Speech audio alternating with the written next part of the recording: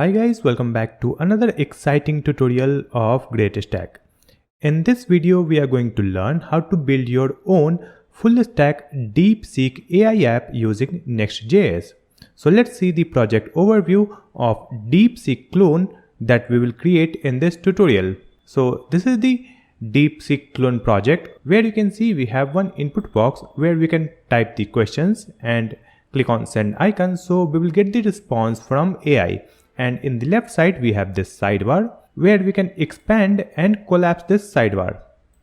And if I click on this My Profile, it will open a login or sign up page where you can sign up using email ID, or you can also choose the Google account. We have created this user authentication feature using Clerk. So let me log in with my Google account. I'll click here.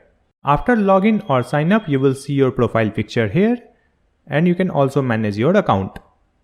And after that, you can start asking any question from this AI. So here, let me add one question. In this input field, I'll type, what is Next.js? And after that, I'll click on this send icon, or you can also click enter. So we have sent this prompt, what is Next.js? And it is generating our response. So here you can see this loading animation. And after generating the response, you will see the response here. Now you can see the AI is displaying our response here with typing effect. And when we start any chat, all the chat data will be stored in the MongoDB database, and our user profile data will be stored in the database. So now we have the response from AI. So this is how we can add a prompt and get the response.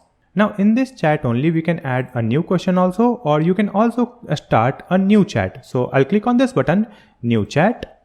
So here you can see this input field, and in this input field, I'll add one prompt. So let's type, create a simple HTML contact form, and click on send icon. So now you can see this loading animation because it is generating our response.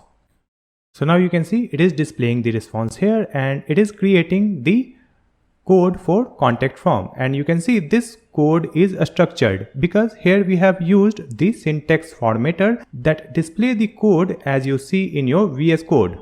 So this code syntax is looking good with this syntax formatter. So whenever the response is displaying here, it is automatically scrolling the web page, right? We are getting this response from the official API of DeepSeek. So you can see this response is looking good, and it is displaying same as the VS Code theme. Now in this left sidebar, you can see we have two chats, right? Because we have created another chat for both questions, right? And we can delete this history, and we can also rename it. So let's open this one. That is the contact form. So here we'll click on this dot, and here we have the option to rename or delete. So I'll click on this rename, and here I can add a new name for this chat. So let's add contact form. Okay, so you can see name has been updated in this recent section, and here we have the second one. So I'll click on this dot, and I'll click on delete. So like this, you can delete the chat history. So the second chat has been deleted. Now you can see only one chat in this recent section. So this is a fully functional DeepSeek AI app that we will create in this tutorial, and after building this project, we will deploy it on Vercel. After watching this tutorial, build your own DeepSeek AI app and share the project preview video or a screenshot on LinkedIn and tag GreatStack page. We will review your project and share it on our LinkedIn page. You can also build and deploy this project online and add the project live link in your resume. It will add a great value to your resume. Also, to master Next.js, you can check out the Next.js e-commerce project and Next.js portfolio tutorial. I will provide the link in the description. Now, let's start creating your own DeepSeek AI app using Next.js. To create the Next.js project, we will come to official website of Next.js, and here you can see this command to create a Next.js application. Or you can go to this link, get started, and click on this installation, and here we have the steps to create your first project. So let's copy this command come back to the desktop screen, and here we will open the terminal. In this terminal, we will paste this command npx create next app at latest. Press enter. Here we will press Y. Here it is asking for the project name, so I'll type the project name DeepSeek. Now just press enter.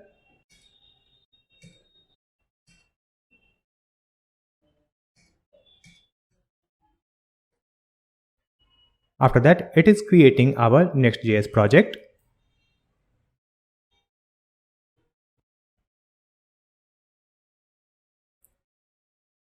Now you can see this message, success, created DeepSeek at this path. Correct? So now we can close this terminal, and on our desktop screen here we have one folder called DeepSeek. Now we will open this folder with VS Code editor. So now our project is open in VS Code. Now we can run this project. For that we will open this terminal, select new terminal, and in this terminal you can see we are at this path, desktop/DeepSeek, correct? So here we will add npm run dev. Then press enter. So now our project is running at this URL, localhost port 3000. So let's open this URL in web browser. So this is our basic Next.js project. It is successfully running in our web browser. Correct? Now we have to clear this default project and we have to update the title and favicon icon. Correct? So let's come back to the desktop screen. And here I have one assets folder, right? So in this assets folder, you can see I have these images, icons, and one assets.js file. So we will place it in our project. So let's open our DeepSeek folder, or before that we will copy this assets folder and open this project folder DeepSeek, and in this one we will simply paste this folder, right? So here we have added this assets. After that, in this assets you can see we have one favicon.ico. So let's copy this one and come back here in this app folder, and in this one we will paste it. So it will replace the existing file. So we have replaced this favicon.ico. That's it. After that, let's come back to the VS Code.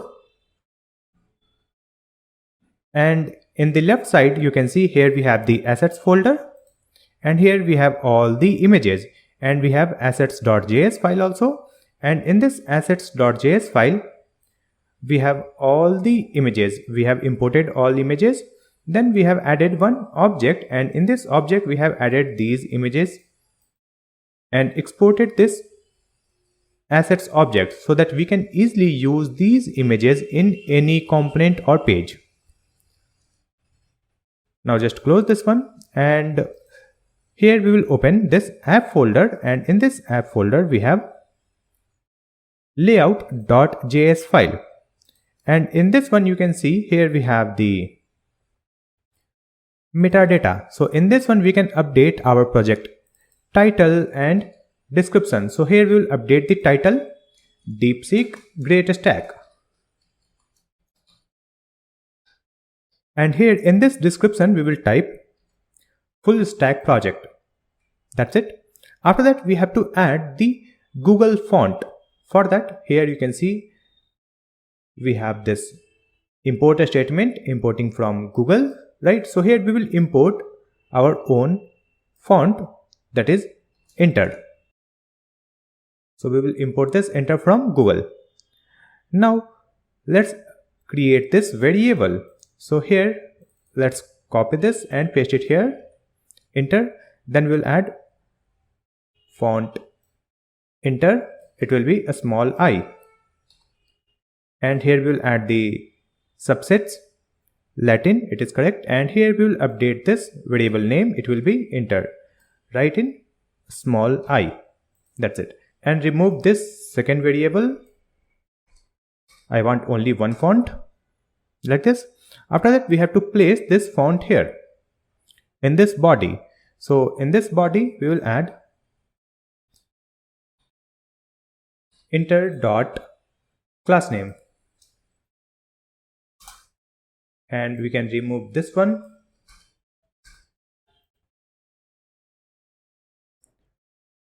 Here we are getting some warning, so here we have to correct it. It will be T. And let's update this one also. Enter and enter. Now it is correct. Import enter from Google, and here we have created this variable small I enter, like this, and update this one INTER, and added this enter here, enter.className. Correct. Now we will open page.js file, and in this one we have these content in this div. So let's remove this div from here, and here we have the return statement, and in this one we will simply return a div.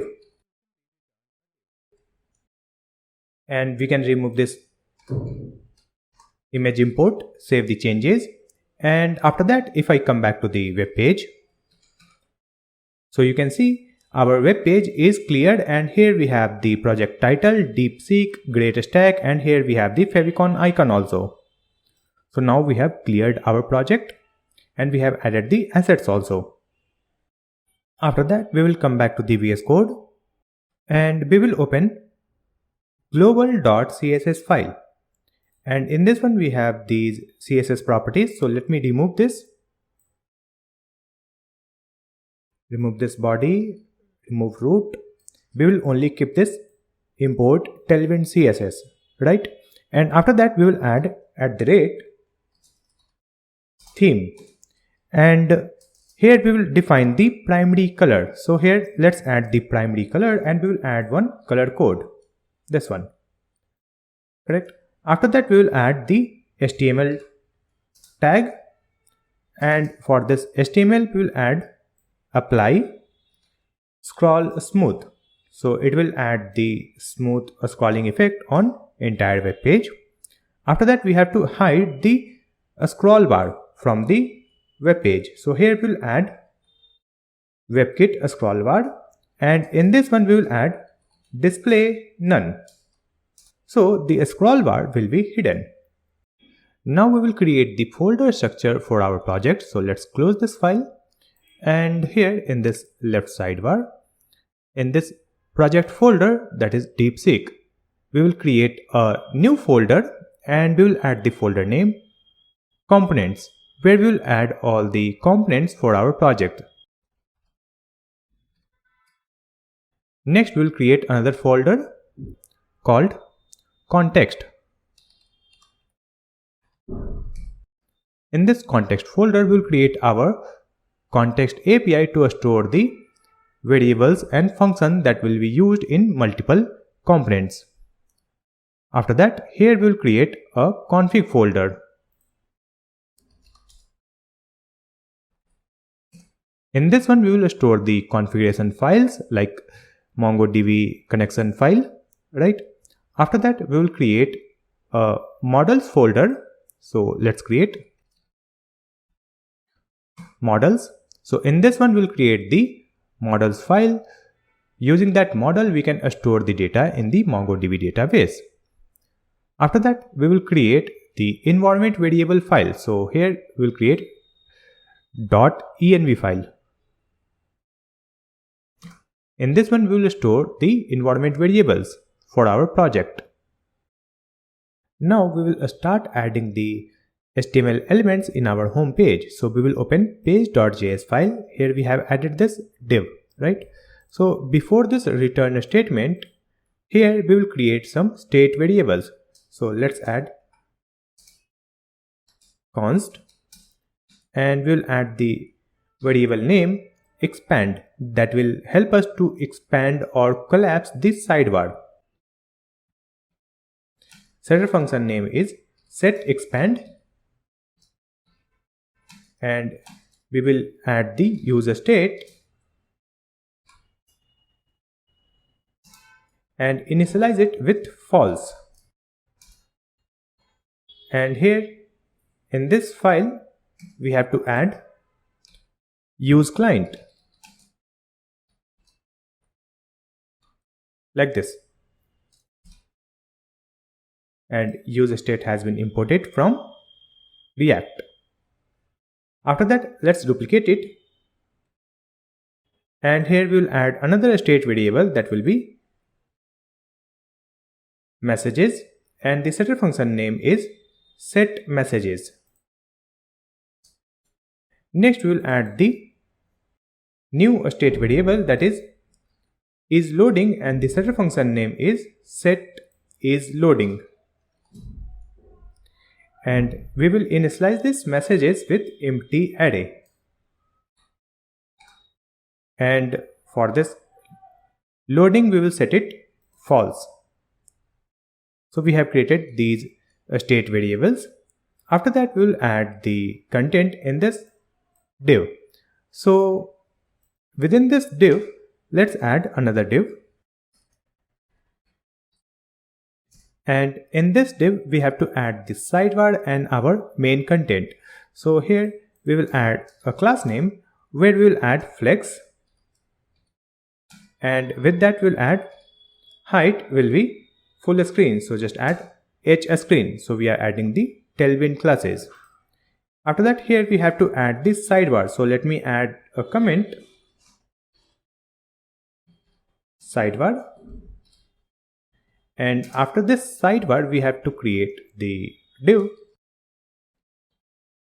and in this div we have to group two images together, right? So for that, let's add a div. In this one we will add the image tag. So we will use this image from next/image. So you can see image from next/image has been imported, right? Now in this one, let's add the closing tag, and here we have to add class name that is rotate 180. After that, here we have to add the src where we will add the file image. So here we will add the assets, that is an object we have imported from assets.js file. So just click here, so you can see this assets has been imported from assets folder, assets file. Now from this assets object we can access any image. So here we are going to use the menu icon. So let's add menu icon, and with that we will add the alt property. So we have added first image. Now just duplicate it, and here we will change the class name. So here we will add the opacity. It will be 70, and here we will update the icon. It will be assets.chat icon. Now save the changes and come back to the web page.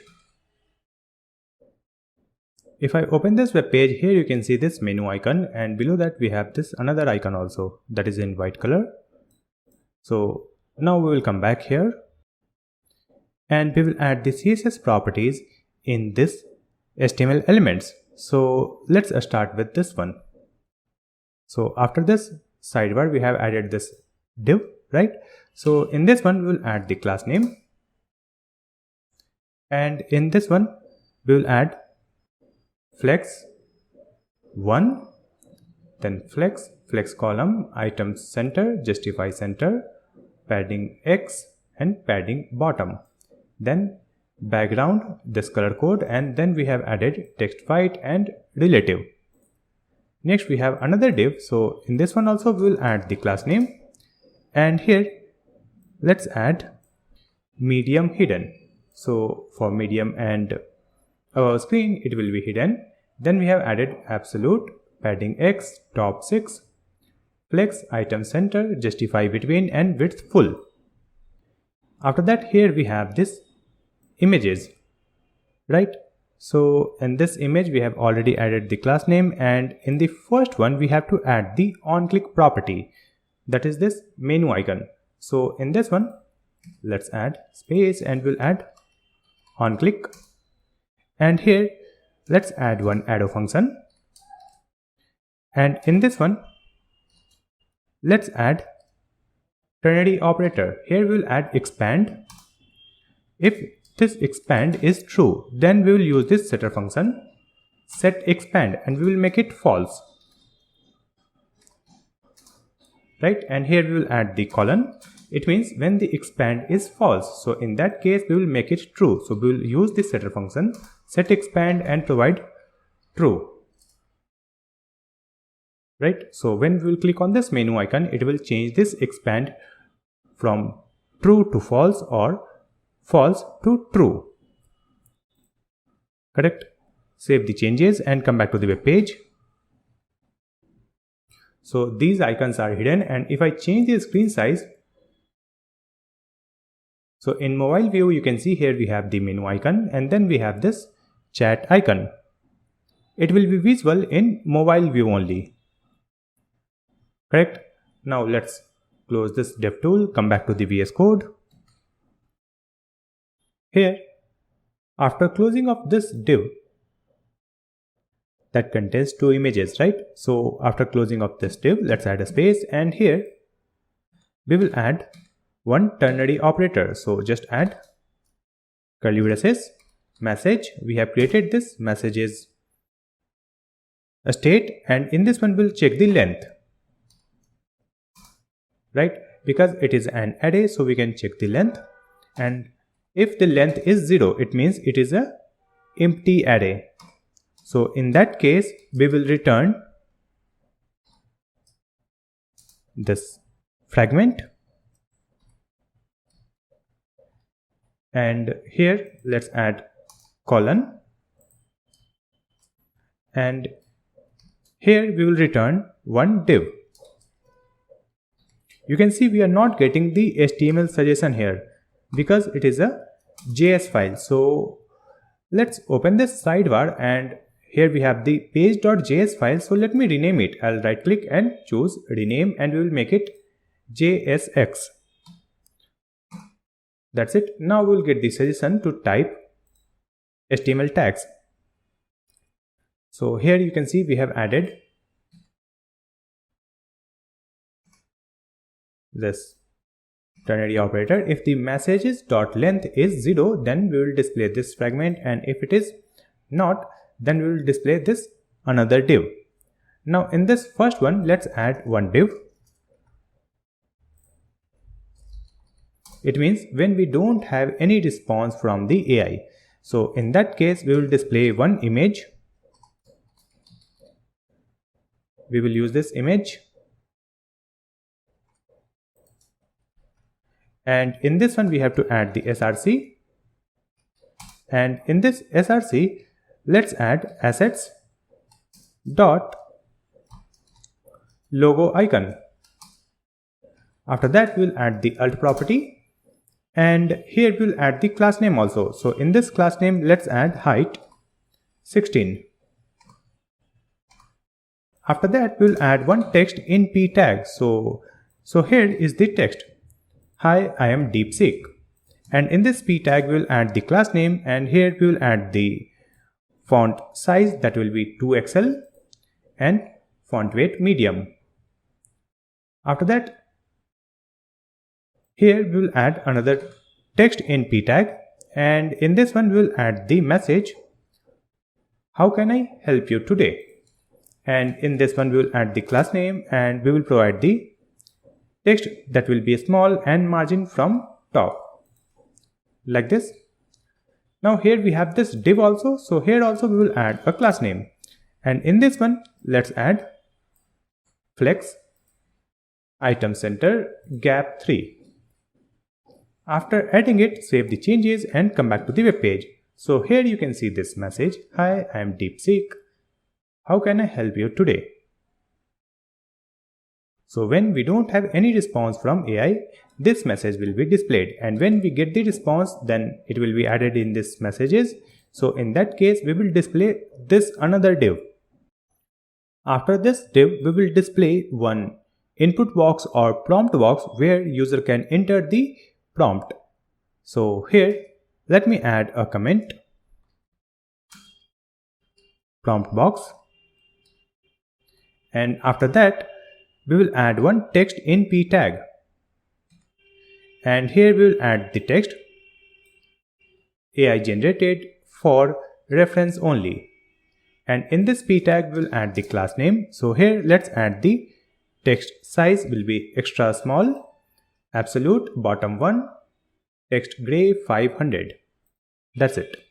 After adding it, you can see here we have this text at the bottom, AI generated for reference only. Now we will create this prompt box and this sidebar component.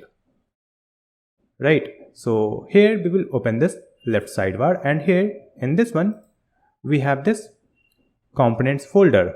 Right. And in this components folder we will create different components like sidebar, prompt box, messages, and chat label. So in this components folder, let's create a new file.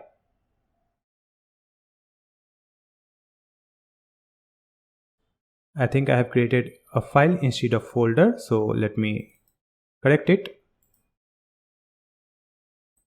I'll copy the name and delete this file, and we'll create a folder called components like this. Let me correct this config also, delete this config, delete this context, and delete this models. Let's create the folder, config, models, and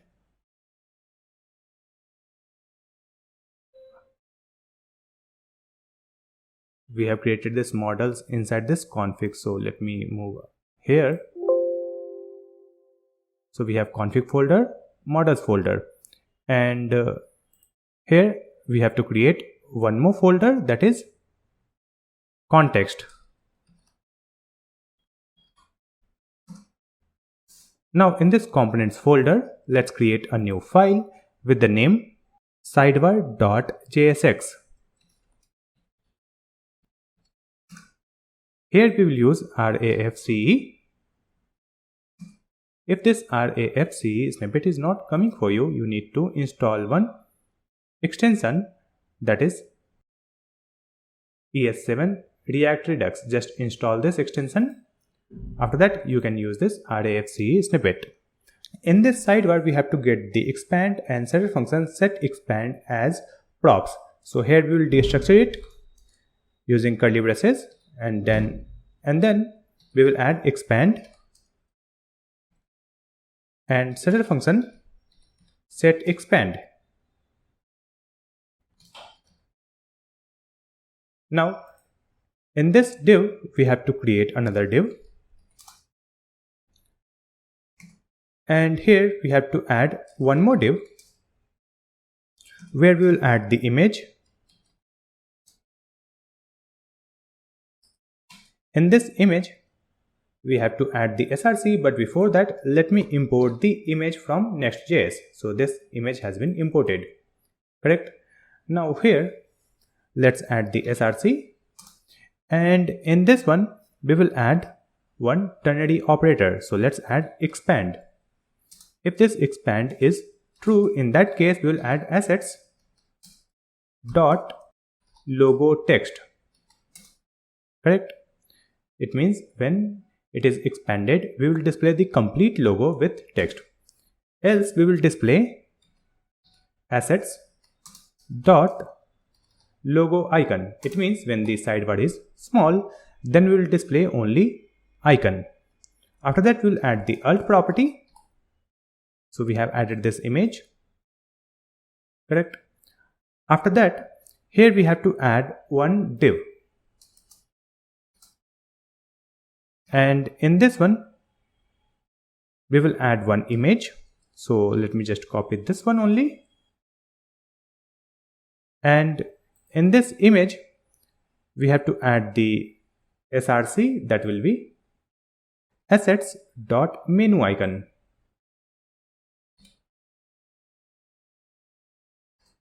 And in this one, we will add the class name. So it will be hidden on medium and above a screen size. So just add md hidden. Now duplicate this image, and here we will update this src. So in this src, let's add ternary operator again. So just add expand question mark. It will be assets dot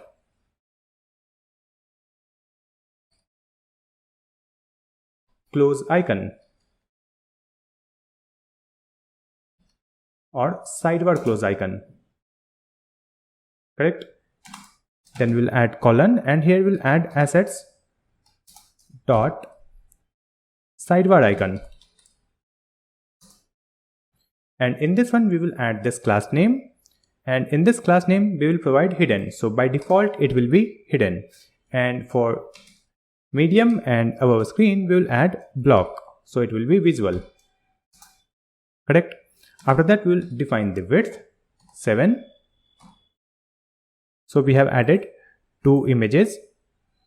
After that, let's add the CSS properties.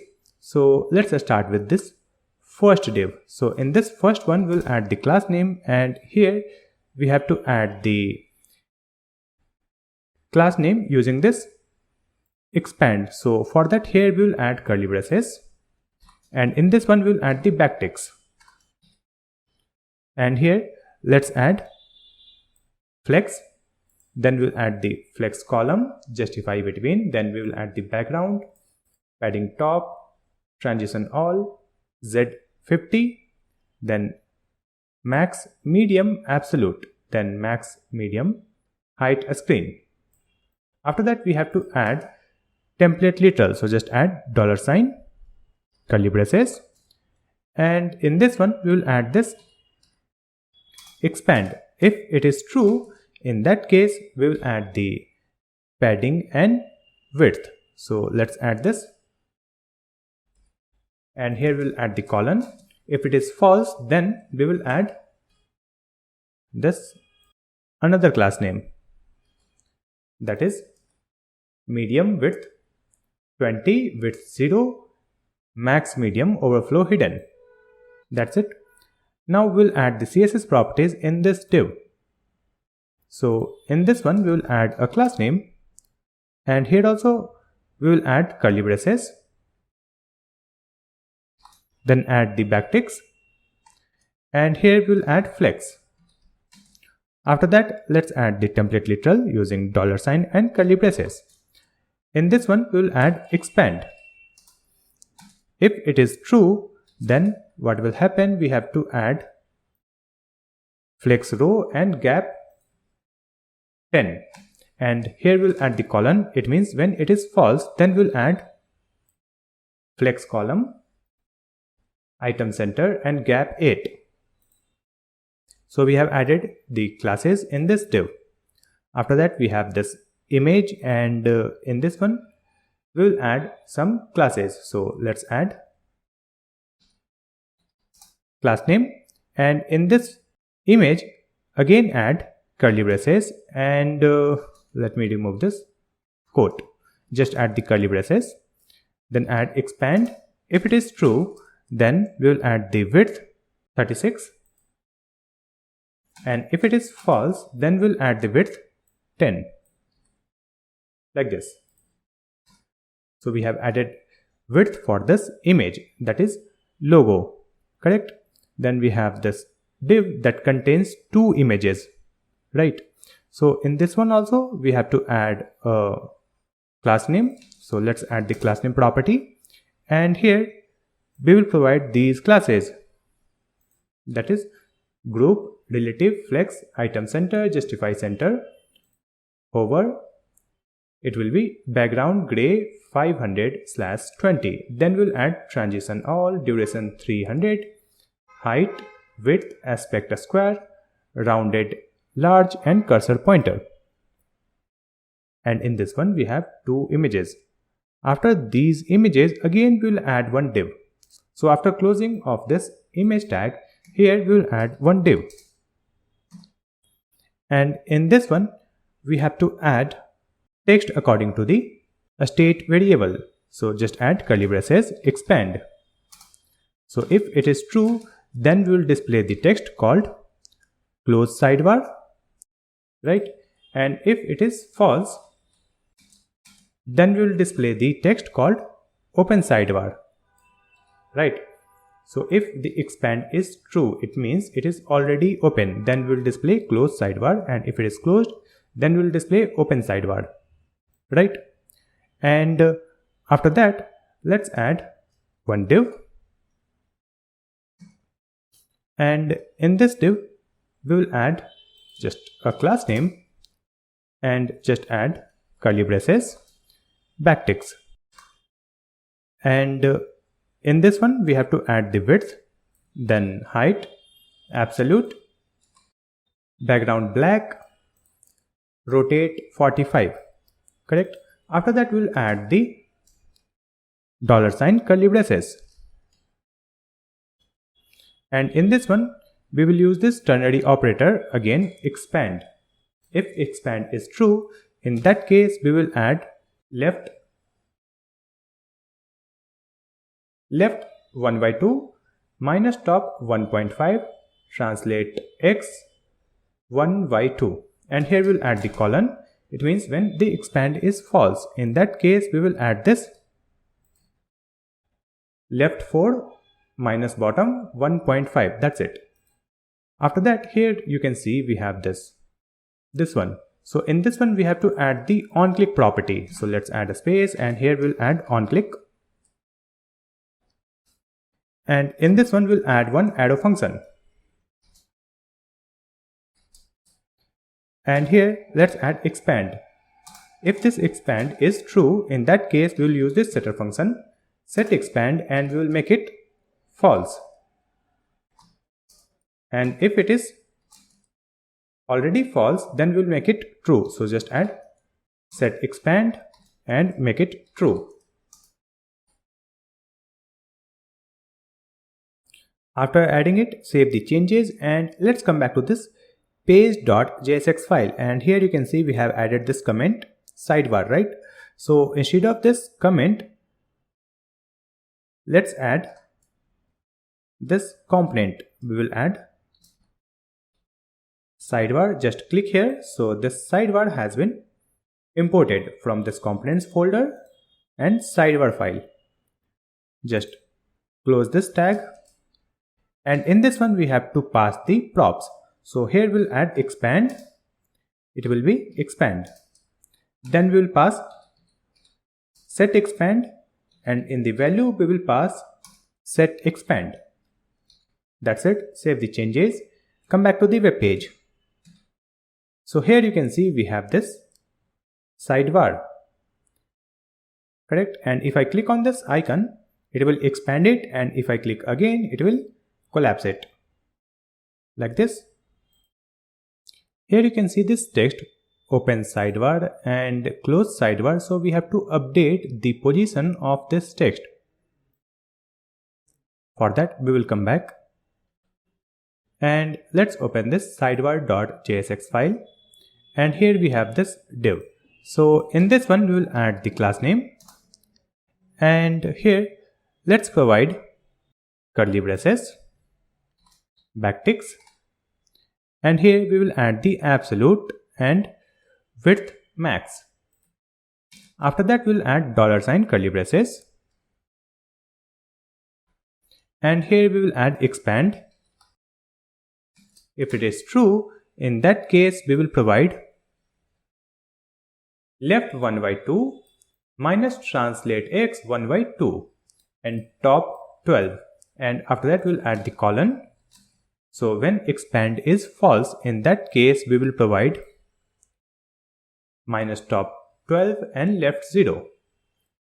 After that, here we will add the opacity, that will be 0, and then we will provide group hover, then opacity 100.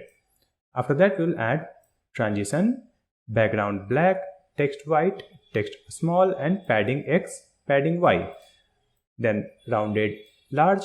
Then we will add the shadow large and pointer events none. Save the changes and come back to the web page. Let me refresh it. So here you can see we have this icon to open this sidebar, and here we have this icon to close this sidebar. And when we hover on this icon, you can see this tooltip text, open sidebar. Remove it, this text will be removed. If I hover, it will display this text. Here also you can see if I hover it, it will display this text, and if I remove it, it will hide this text. And when the sidebar is open, it is displaying text logo, DeepSeek, and if I close it, here it will display only icon. Correct? After that, we have to create a button here that will start a new chat. For that, we will come back to the VS Code. And here, after closing of this div, which is here, you can see this div, flex, expand, right? So this div is closing here. So here we will add a space, and here we will add a button. So let's add the button tag. Now in this button, we will add one image. Use this image tag, and in this image, we have to add the src, and here we will add the ternary operator, expand. So if it is true, then what will happen? We will add the assets dot chat icon, and if it is false, then we will add assets dot chat icon dull. So we have two icons. Then we will add the alt property, and in this one we will add the class name also. So here let's add the class name, and in this one we will add curly braces, and we will add expand. If it is true, then we will add the width 6, and then we will add the colon, and here we will add width 7. That's it. After this image, we will add one div also. So let's add one div, and in this div we have to add the text called new chat. And after this text new chat, here we will add one div, and in this div we have to add some classes. So let's add class name and provide this width, height absolute, background black, rotate 45, left 4, bottom 1.5 in minus. Correct?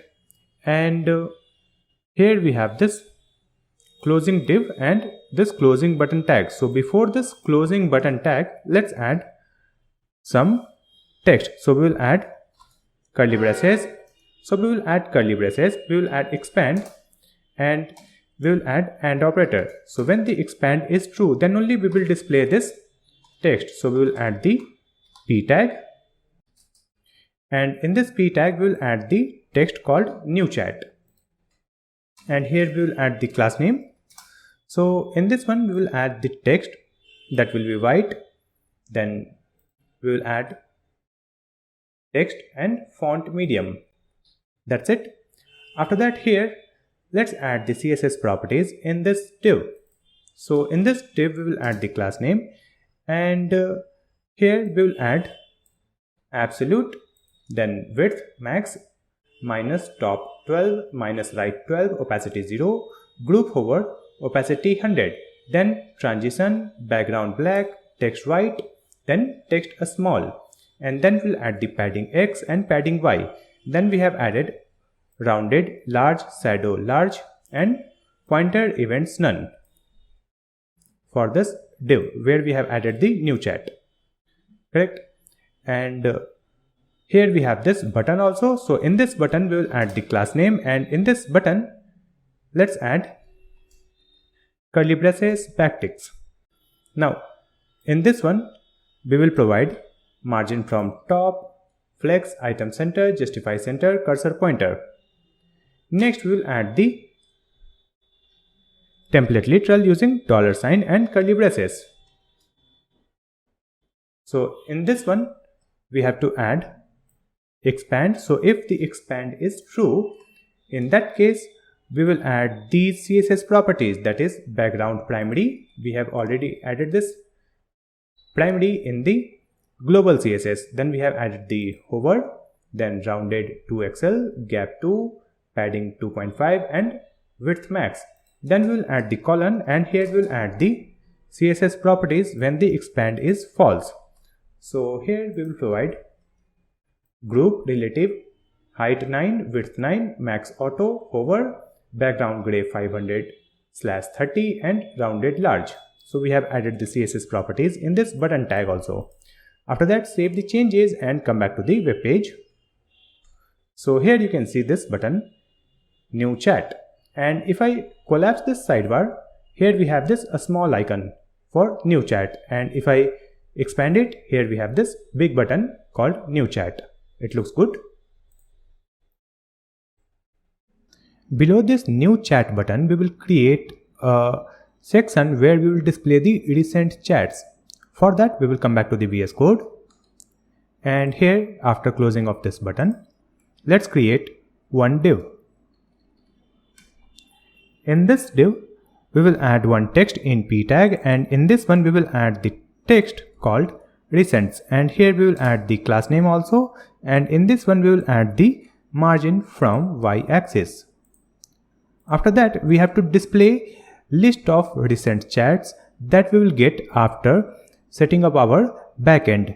When we will send the prompt in the backend and we will get the response from AI, then we will display it here, right? So for that, we will create a separate component.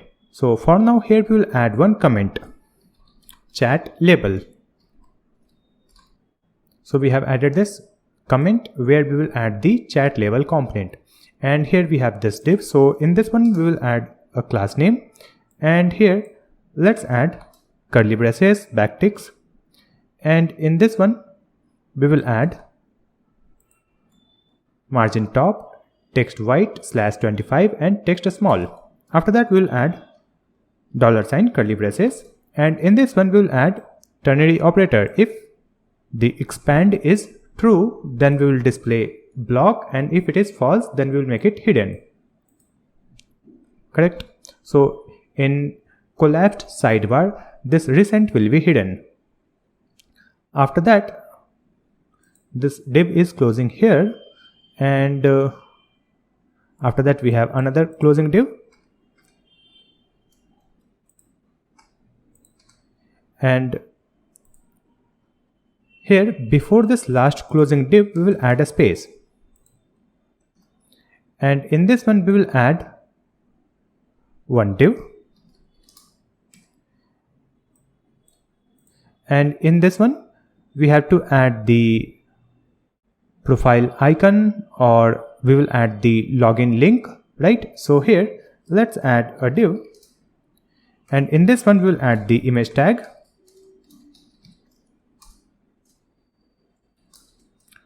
in this image let's add the src. So we will add curly braces, and here we will add expand. If it is true, then we will add assets dot phone icon, and after that we will add assets dot phone icon dull. Then we'll add the alt property. So in this div we are adding one icon, and we will add the text also, scan the code and download the app. So we have added one image, And in this image we will add class name also. So in this one again add curly braces, and in this one let's add expand. If it is expanded then we will add width 5, and if it is false then width 6.5 and max auto. After this image we have to add one div, and in this div we have to add the barcode. So let's add the img tag. In this one we'll add the src, and in this src let's add assets dot QR code. Then we'll add the alt property, and here we will add the class name also. So in this class name we will provide width 44. After that we will add the text in p tag, and here we will add the text, that is a scan to get DeepSeek app. After that let's add another div, and in this div we will add a class name, and here let's add curly braces, and in this one we will add the backticks and provide these classes: width, height, absolute, background black, and rotate 45. Then we'll add $sign and curly braces, where we'll add ternary operator. So just add expand is true. In that case we will add right, and if it is false then we will add left. So we have added right 1/2 and left 4. And after that we will add bottom. So just add minus bottom, it will be 1.5. After closing of these two div, here we will add curly braces, and here also we will add expand if it is true. So just add AND operator, and then we will add fragment, and in this fragment we will add the span tag. Correct. Now in this span tag we will add text called get app, and after that we will add one image. So write img tag, and in this image tag we will add the alt property, then add the src, and in this src we will add assets dot new icon. Correct. Now we will add the CSS properties in this div. Right. So here we will add the class name, and in this one we will add relative width max, background black, text white, text small, and padding 3, rounded large, and shadow large. After that we will wrap this div inside another div. So here let's add one div, and let's close it here after this div. So let's add it here like this. So now you can see we have wrapped this div inside this one, and we will move this text here like this. So here we have this div, and then we have this parent div, and after that we have this text get app. Right. Now in this one also we will add the class name, and here let's add curly braces and add the backticks, and in this one we will add absolute minus top 60 and padding bottom. After that we will add $sign curly braces, and in this one we will add not expanded. So whenever it is not expanded then only we will add these classes. So the class name is minus right 40. After that here we will add a space, and here we will add opacity 0, then we will add group hover opacity 100, then we will add hidden, and after that group hover block, so it will be visible when we will hover. Then we'll add transition. Now here we have this div, so in this one we'll add the class name property, and here we'll add curly braces, backticks, and in this one let's add flex item center, cursor pointer, group, and relative. Then we'll add template literal using $sign curly braces, and in this one we'll add expand. So when expand is true, then we will add gap 1 text white /80 text small padding 2.5 border primary, then rounded large, then hover background white /10 and cursor pointer.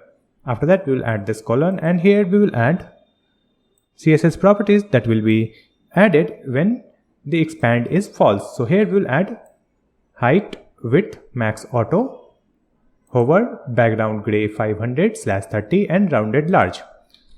That's it. After adding it, save the changes and come back to the web page. So here you can see at the bottom we have this get app button, and when we hover it, it displays this QR code. It looks nice. And when we collapse this sidebar and hover on this one, here we have this a scan code, and if I expand it, still we have this scan code, and here we have the complete text, get app and new. After that we will come back to the VS Code, and here after closing off this div, right here let's add a space, and here we'll add one div, and in this one we'll add the user icon and we'll add the text my profile. So here let's add one image. In this image we'll add the src, and here we'll add assets dot profile icon, and after that we'll add the alt property, and then we'll add the class name also. So let's add the class name, and in this one we'll provide the width 7. Correct. After that we have to add the text, and that text will be displayed whenever the sidebar is expanded. So here let's add curly braces, we will add expand, and if it is expanded, so here we'll add the AND operator, and we'll add the span tag. Now in this span tag, let's add the text called my profile. Now save the changes, and before we go to the web page, here we have to add the CSS properties also. So in this div we will add the class name, and in this one let's add curly braces, backticks, and here we will add the flex item center. Then we will add the $sign curly braces, and we will provide expand. If it is true, then we will provide hover background white /10 and rounded large, and if it is false, then we will provide justify center width full. After that we will provide gap, it will be 3. Then we will add the text color, that will be white /60, text small, padding 2, margin top 2 and cursor pointer. Now save the changes and come back to the web page. So here at the bottom you can see this my profile. So if I come back to the web page, here you can see at the bottom we have this my profile. So we have completed our sidebar. Now we will add the prompt box on this home page so that user can enter any prompt. For that, let's come back. In this left sidebar, we have created this components folder. So in this components folder, let's create a new file with the name promptbox.jsx. Here we will use RAFCE In this component, we will remove this div from this return statement, and here we will return a form tag. Now in this form tag, let's add the class name. So here we will add curly braces, backticks, and we will provide the width full. After this width full, we will add $sign curly braces. And here we will use the ternary operator, and here we will add the value from our backend when we will create the backend of our project. But for now, let me use the fixed value, either true or false. So let me add false. And here we will add question mark. So when it is true, we will add the width, max width 3XL, and here we will add the colon, and when it is false, we will add the max width 2XL. We will update this when we will update our backend.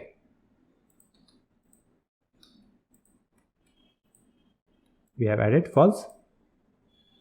And after this curly braces, we will add background color. So just add BG, and we will add this color code.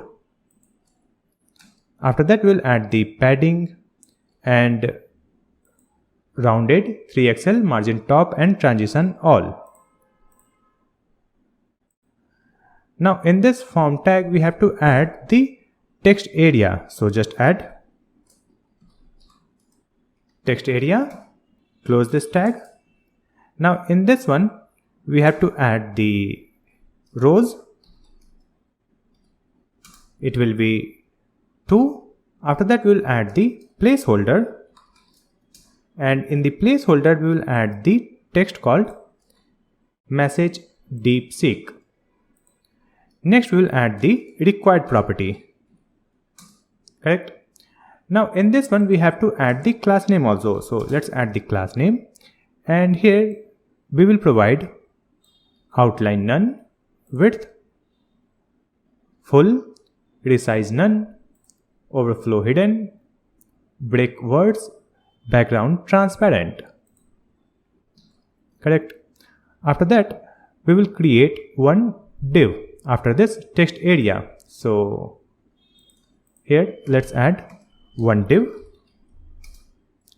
and within this div, let's add another div where we will add 2 p tags. So let's add the p tag, and in this p tag we will add one image. So let's add image, import this image from next/image, close this tag, and here we will add the src, and in this image src we will add assets dot deep think icon. Correct? Here we will add the alt property, and in this one we will add the class name also. So let's add the class name where we will add the height 5. Now here in this p tag we will add the text also. So after this image we will add the text deep think r1. So we have added this p tag. Now in this p tag also we will add a class name, and in this one we will provide flex item center, gap to text extra small, border gray, then padding x, padding y, rounded full, cursor pointer, and then we'll add the hover. When we will hover, we will change the background, and then transition. So we have added the CSS properties for this p tag. Now let's duplicate this entire p tag, and in the second one we will update the icon. It will be search icon, and here we will add the text called search, like this. And here we have one div that contains these 2 p tag. So for this one, let's add a class name, and in this one we will add flex item center gap 2, and let's add the CSS properties in this parent div also. So here we will add flex item center justify between and text small, like this. So we have added this p tag in this div with icon and text, correct? After that, here we will add another div. So after closing of this div, let's add new div. And in this one, we will add the image tag. So we will copy this image tag from here, paste it here. So we have just copied this image from here and pasted it here. Now in this one, we have to update the class name and icon. So let's add the class name with 4 cursor pointer, and after that we will update the assets. So it will be assets.pin icon, correct? After that, in this one we have to create a button. So let's add the button tag. And in this button also we will add one image. So we will copy this image tag here in this button, like this. And here we have this div. So let's add the CSS properties for this div. So we will add the tailwind classes here. So just add the class name and provide these classes flex, item center, gap 2. Now within this button we have added this image, and in this button also we have to add the class name, and in this image also. And we will update this button and image according to the prompt. When we enter the prompt, we will update the icon and color. So we have to create one prompt state, right? So scroll up, and before this return statement, we will create one state variable. So just add const prompt, and the setter function name is setPrompt equal to use state, and let's initialize it with empty string, like this. And in this file, let's scroll down, and here we have the text area. So in this text area, let's add onChange. In this onChange, we will add one arrow function, and here we will use the setter function setPrompt, and in this one we will add e. We will get this e from this parameter e dot target dot value. Now in this one we have to add the value property also. So here we will add the value property, and in this one we will add the prompt. Save the changes, scroll down. So now we will use this prompt here to update the icon and button color. So in this button we will add the class name property, and here we will add curly braces, then backticks, and here we will add $, curly braces. In this one we will add prompt. If prompt is available, we will add this primary color, and if it is not available, we will add this another color, right? And after that we'll add some other classes. So just provide rounded full, padding 2, cursor pointer. Here we have this image tag. In this image also we have to remove this class name, and we will update the class name here. So in this one we will add the width 3.5 and aspect a square. After that we will update the icon from here. So here we have added this src. So in this one we will add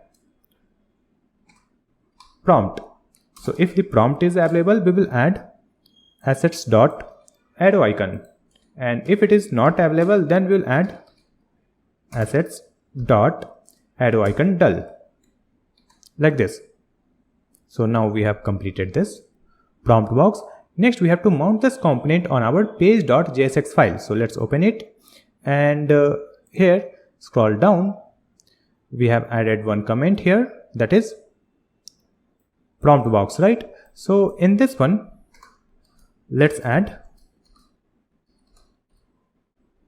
prompt box, import it from component folder. Let's close this tag. Now in this one we have to pass the props. So here we'll add this is loading, and let's add value is loading, and in this one we'll add setter function also. So just add set is loading, and in the value we will add set is loading. So we have provided the props, and we will destructure this props in this component. So just open prompt box, and in this one we will destructure it. So here let's add curly braces, and in this one we will add set is loading and is loading, like this. Now save the changes, and we will come back to the web page. So here you can see we have this input box where we can type anything, and right now you can see this icon is dull, and if I type something here, hi DeepSeek, then you can see this icon becomes colorful. So we can enable this button or disable it. So when we remove the text, it will be disabled. So we have created this prompt box also. Now we will add user authentication in our project. To add user authentication, we will use Clerk. Using Clerk, we can easily integrate user authentication and user management in our Next.js project.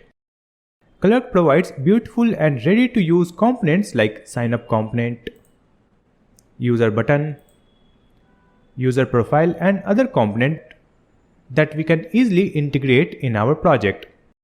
So just click on the link given in the description that will directly take you to this Clerk website. Here you need to create an account. I'll click on sign in, and you can either sign in or sign up using email ID, or you can also use GitHub or Google profile. So I'll use my Google ID. After sign up, you will come to this page, and here you have to create an application. So I'll click on this button, create application, and here we have to add the application name. So let me add DeepSeek. That is our project name. Here we have enabled email and Google sign up. Now just click on this create application button. Here we will choose this Next.js option, and here we have the steps to install Clerk in our project. So let's copy this command, npm install at clerk/nextjs, and we will come back to the VS Code,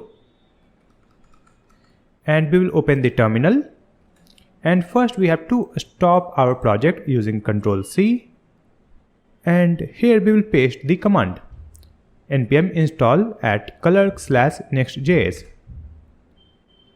So it is installing the Clerk package. After that we will come back to the documentation again, and here you can see the next step. We have to add these API keys in our environment variable. So just click on this icon to copy this, and now we will come back here in VS Code, and from this left sidebar we will open .env file, and here we will paste this key. So we have added these key here, Clerk publishable key and Clerk secret key, like this.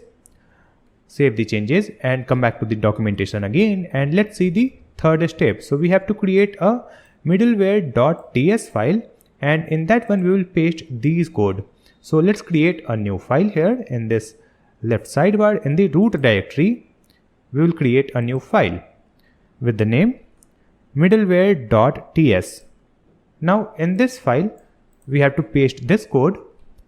So we will copy it from here and let's paste it here. Save the changes, close this file.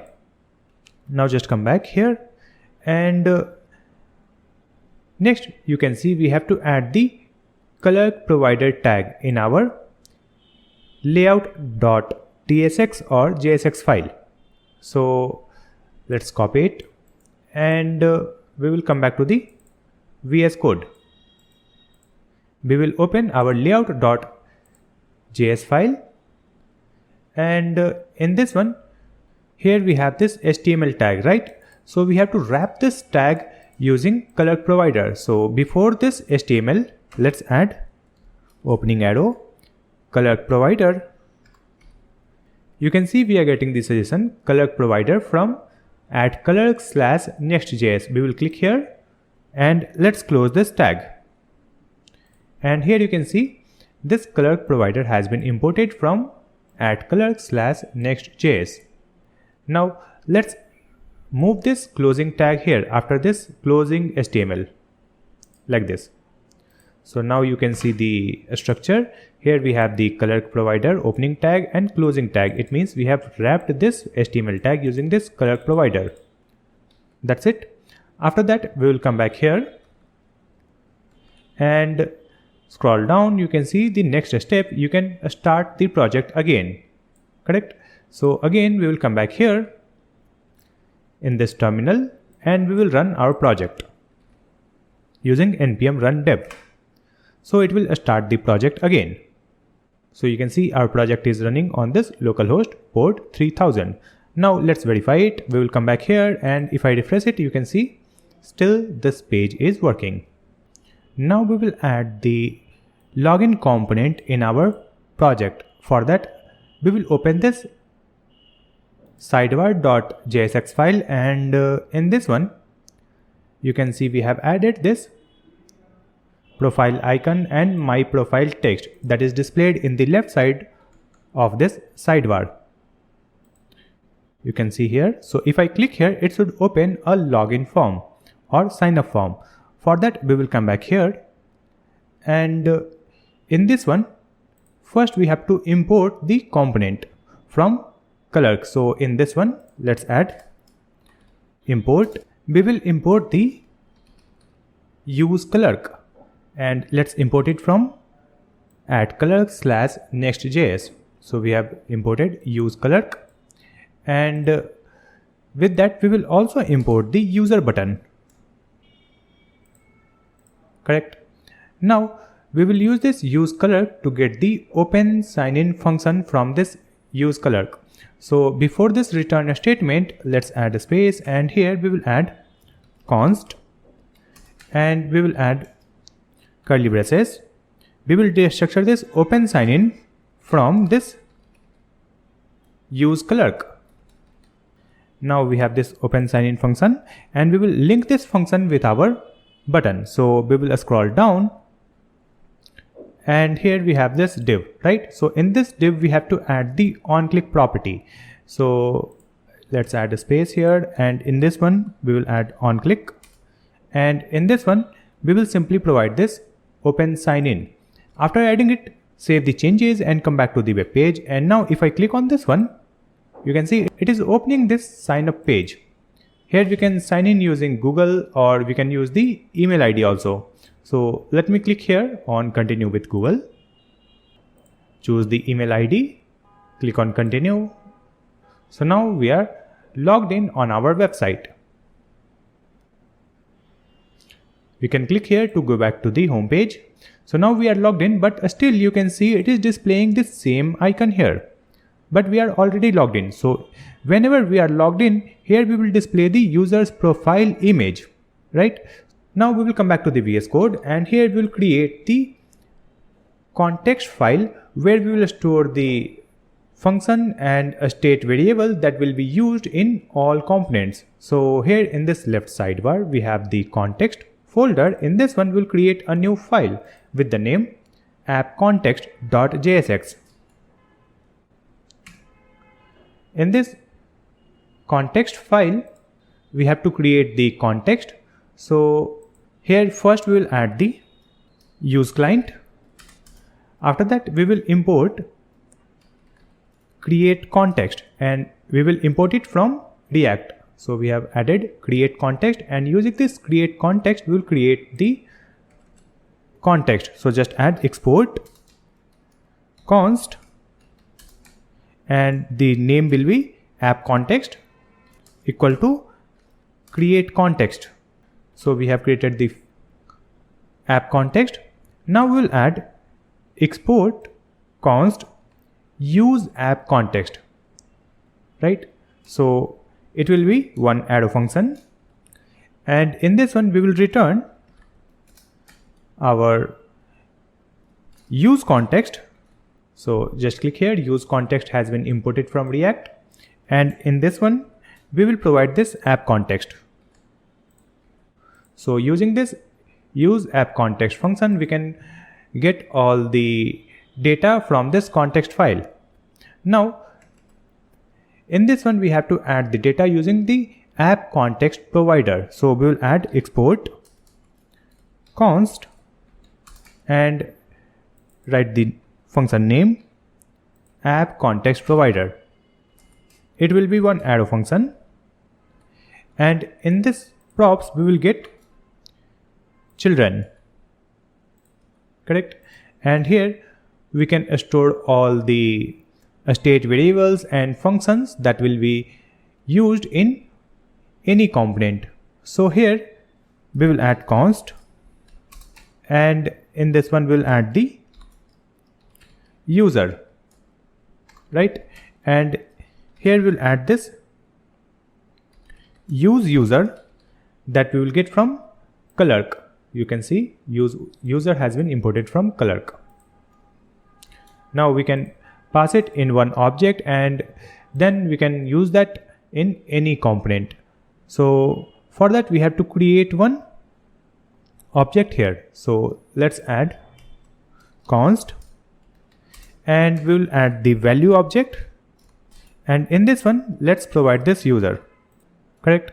After that, here we have to return from this function, that is app context provider function. So here we will return one component, that is app context dot provider.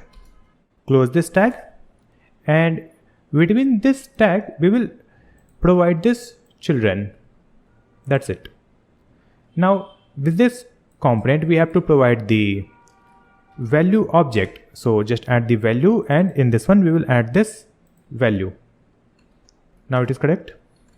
So we have created our context file, and in this one we have added one user, and we will get it from user that we are getting from the Clerk. So we will get the logged in user data, right? Now we have to use this data in our sidebar, but before that we have to provide this context file support in our complete app. For that we will open our main file, that is layout.js, and in this layout.js we have to wrap our HTML code. So here after this Clerk, let's add space, and here we will add app context provider. Close this tag. So we have added app context provider and closing tag here. Now move this closing tag here after this closing HTML. So now you can see we have the Clerk provider tag, then we have the app context provider, then we have the HTML, right? And in this HTML we have the body, correct? So we have wrapped this HTML tag with app context provider, and this app context provider has been imported from this context file, correct? Now we can come to our sidebar.jsx file, and in this one here you can see we have added this on sign in, right? So here we will add one ternary operator using the user data. So first we need the user data in this file. So to get the user data in this file, we will get it from the context file. So just add const user and get this user from use app context, like this. So use app context has been imported from this context file. Now we have this user data. So let's add the ternary operator here. So here we'll add user. When the user is available, then we will do nothing. So simply add null. Then we'll add the colon and provide this open sign-in function. It means when the user is not available, then it will open the login or sign up component, correct? After that, you can see here we have added this image directly, right? So instead of providing this image here, we will add one ternary operator. So just add curly braces. In this one, we will check user. So when the user is available, what will happen? We will display the user button component. So let's add user button. Close this tag, and then we'll add colon.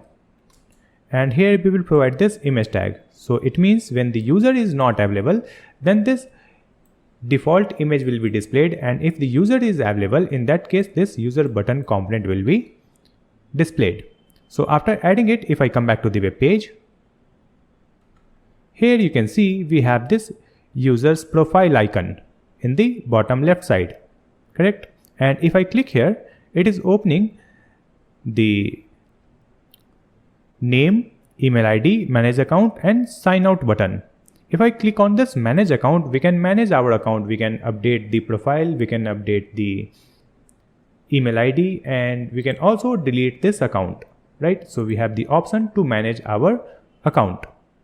So we have added the login functionality in our Next.js project using Clerk. Now in this left sidebar, we have to display the recent chats data below this text called recents.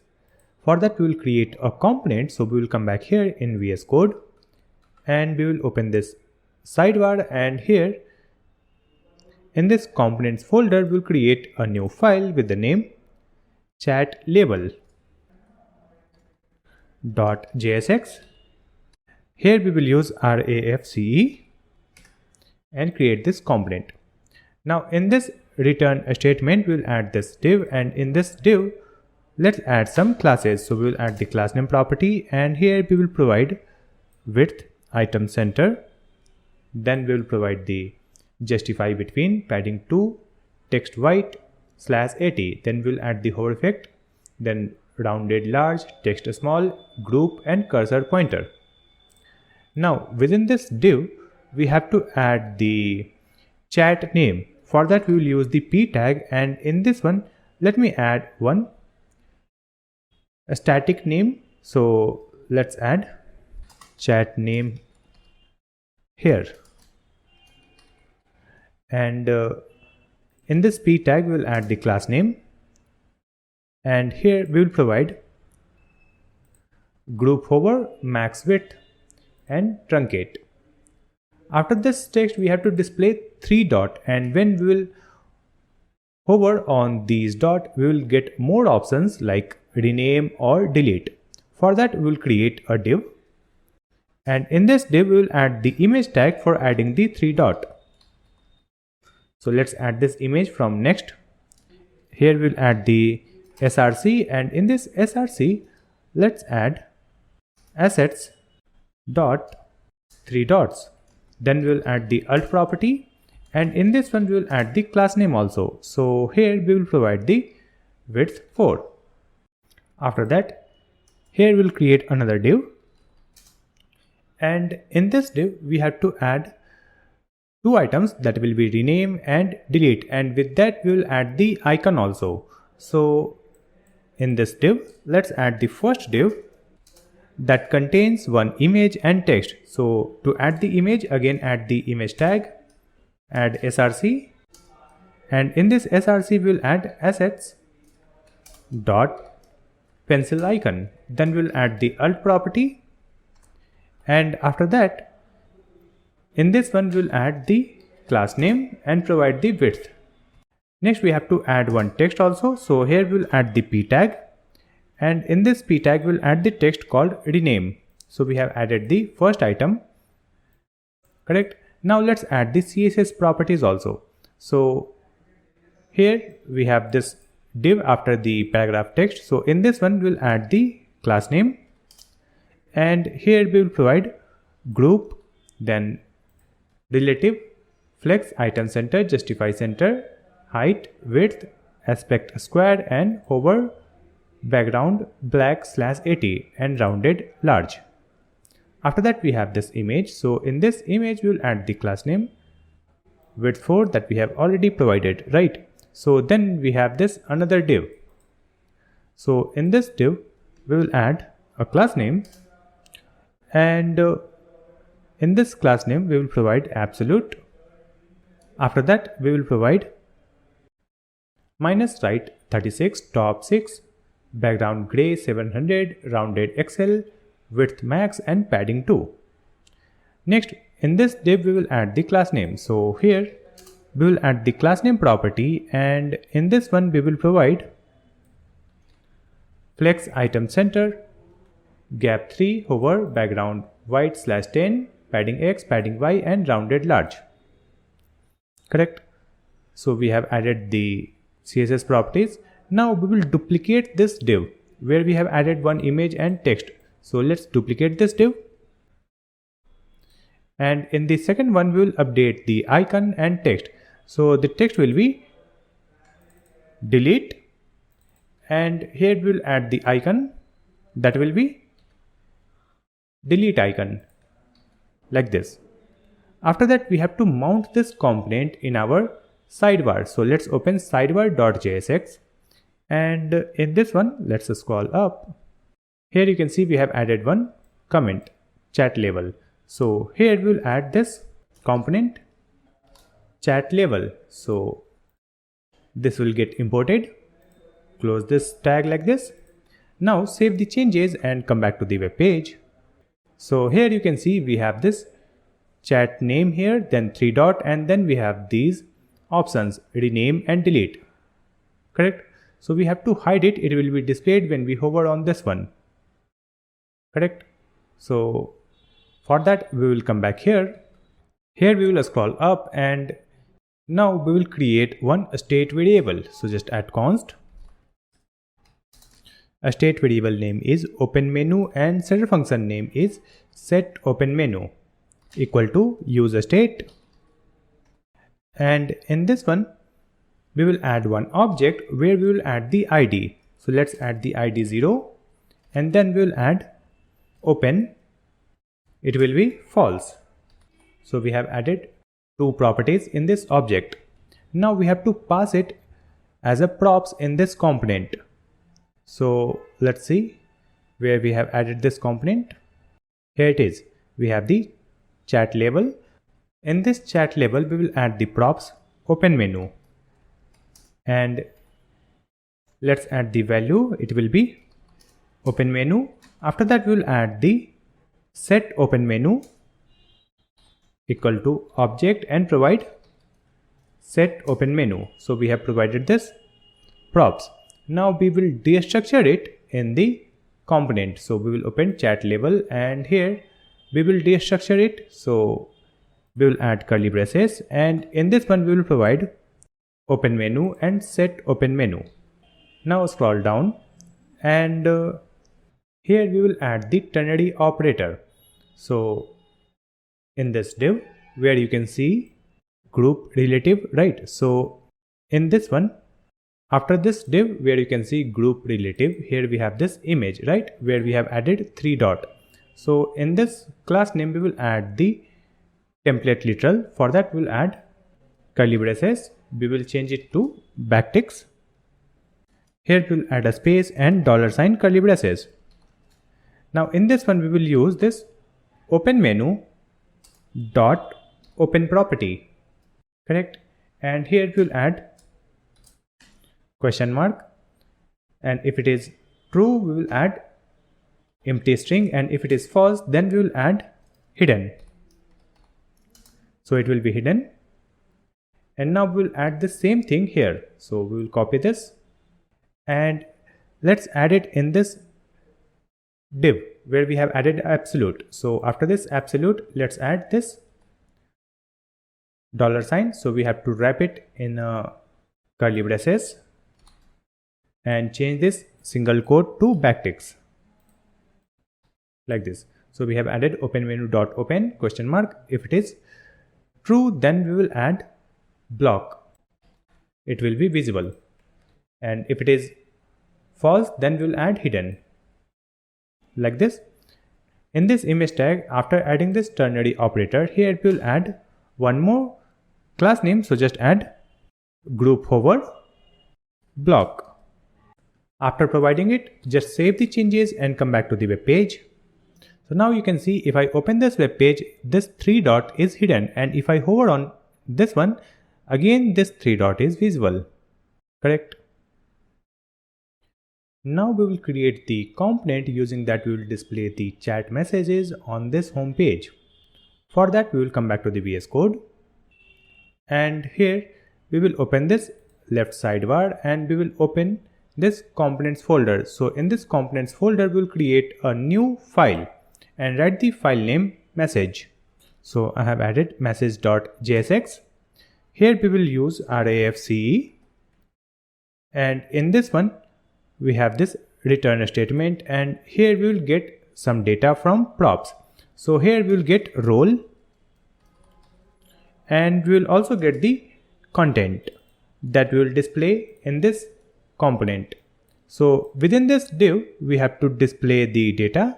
So let's add the CSS in this div. So we'll add the class name property, and here we'll add the tailwind classes. That is flex column, item center, width full, max width 3XL, and text small. After that, here we'll create another div, and within this div, we have to add the class name, and in this one we will add curly braces, backticks, and let's add the class name flex column, width full, and margin bottom. After that, we'll add the $ curly braces, and in this one we'll check if the role is equal to user, then we will add this items end. After that, within this div, we have to create another div. So let's add one div here, and in this one we will add class name property, and here also we will add the curly braces, backticks, and in this one let's provide group, relative, flex, max width 2XL, padding Y, and rounded XL. After that, we will again add this $ curly braces. So just copy it and paste it here. Here we are checking if the role is equal to user. So here we'll add the ternary operator. If the role is equal to user, question mark, then we'll add this background and padding X, and if it is false, then we'll add this gap 3. That's it. Now within this div, let's add another div, and in this one also we'll add the class name property, and here we'll add curly braces, backticks, and here we'll add the classes like opacity, it will be 0, then group hover, opacity 100, and absolute. After that, we'll add $ curly braces, and in this one we will check if role is equal to user, then we will add minus left 16 and top 2.5, and if it is false, then left 9, bottom 6, then transition all. After that, within this div we will add another div, and here let's add the class name, and in this one we will provide flex, then item center, gap 2, and opacity 70. Correct. Now in this one we have to display some icons like copy icon or edit icon when the response is from the user, and if the response is from the AI, then we'll add more icons like regenerate, like, dislike, right? So here we'll add the curly braces and we'll add this role. So if this role is equal to user, right? So here we'll add this bracket, and in this one we'll add this fragment, and after this bracket we'll add the colon, and here we'll add bracket, and in this one also we'll add one fragment. Now in the first one we have to add one image, so here we'll add space and let's add the image, and here we'll add the src. We have to import this image, so again add image and click here to import it from next/image. Close this tag, and here let's add the src, and in this image src we will add assets dot copy icon. Then we will add the alt property, and after that in this one we will add some classes. So just add the class name property, and here we will provide width and cursor pointer. Now we'll add one more icon here, so let's duplicate it, and here we will update the icon. It will be pencil icon, and here we will update the width. It will be 4.5 and cursor pointer.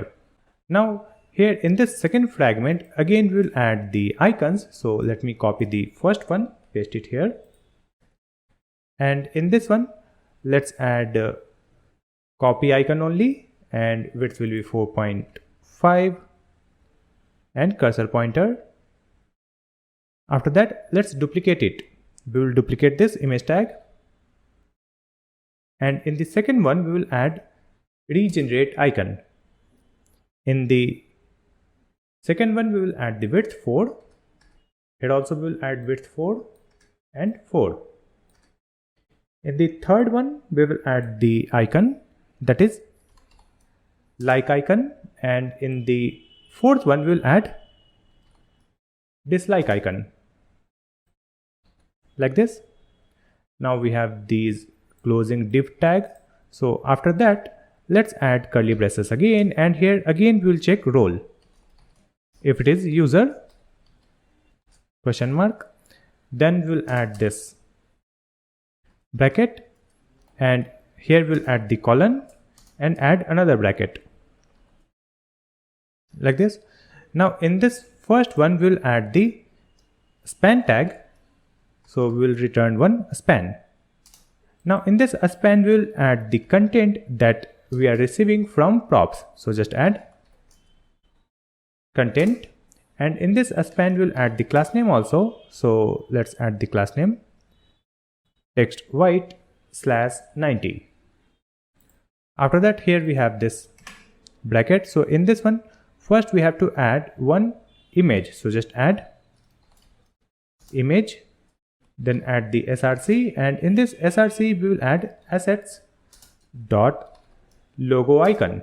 Then we will add the alt property, and after that we will add some classes. So just add the class name, and in this one we will provide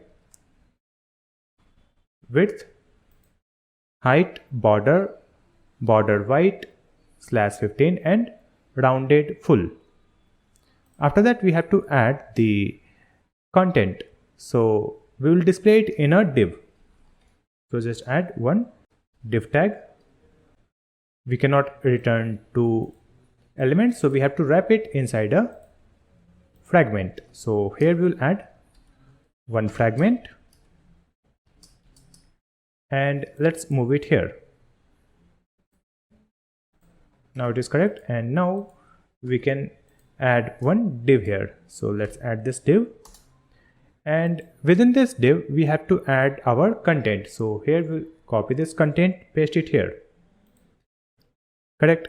Now in this one we will add some classes. So just add the class name property, and here we will provide a space y, width full, overflow, scroll. Now save the changes. Next we have to mount this component in our page.jsx file. So let's open this page.jsx, and here you can see we have added this ternary operator. If the messages dot length is equal to 0, then it will display this welcome message, and if it is false then this div will be displayed. So within this div let's mount this component, that is message. So let's import this message component. Now in this one we have to provide the props. So first we have to provide the role, and in this role let's add user, and after that let's add the second props, that is content, and in this content let's add message. So I'll add this what is next.js, like this. But after adding it, if I come back to the web page, still we have this welcome message, right? So we have to make it false, this one. So here we'll add the not operator, not equal to 0, and save the changes.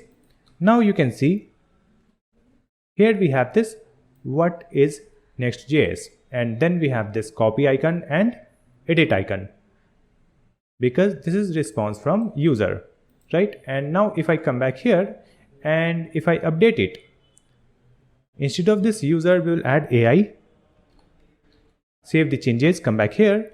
So now you can see here we have this logo icon. Then we have 4 other icons like copy, regenerate, like, dislike. Correct? So now just come back and we will make it user only. And here we will make it equal to 0 like this. Save the changes and now you can see here we have this welcome message.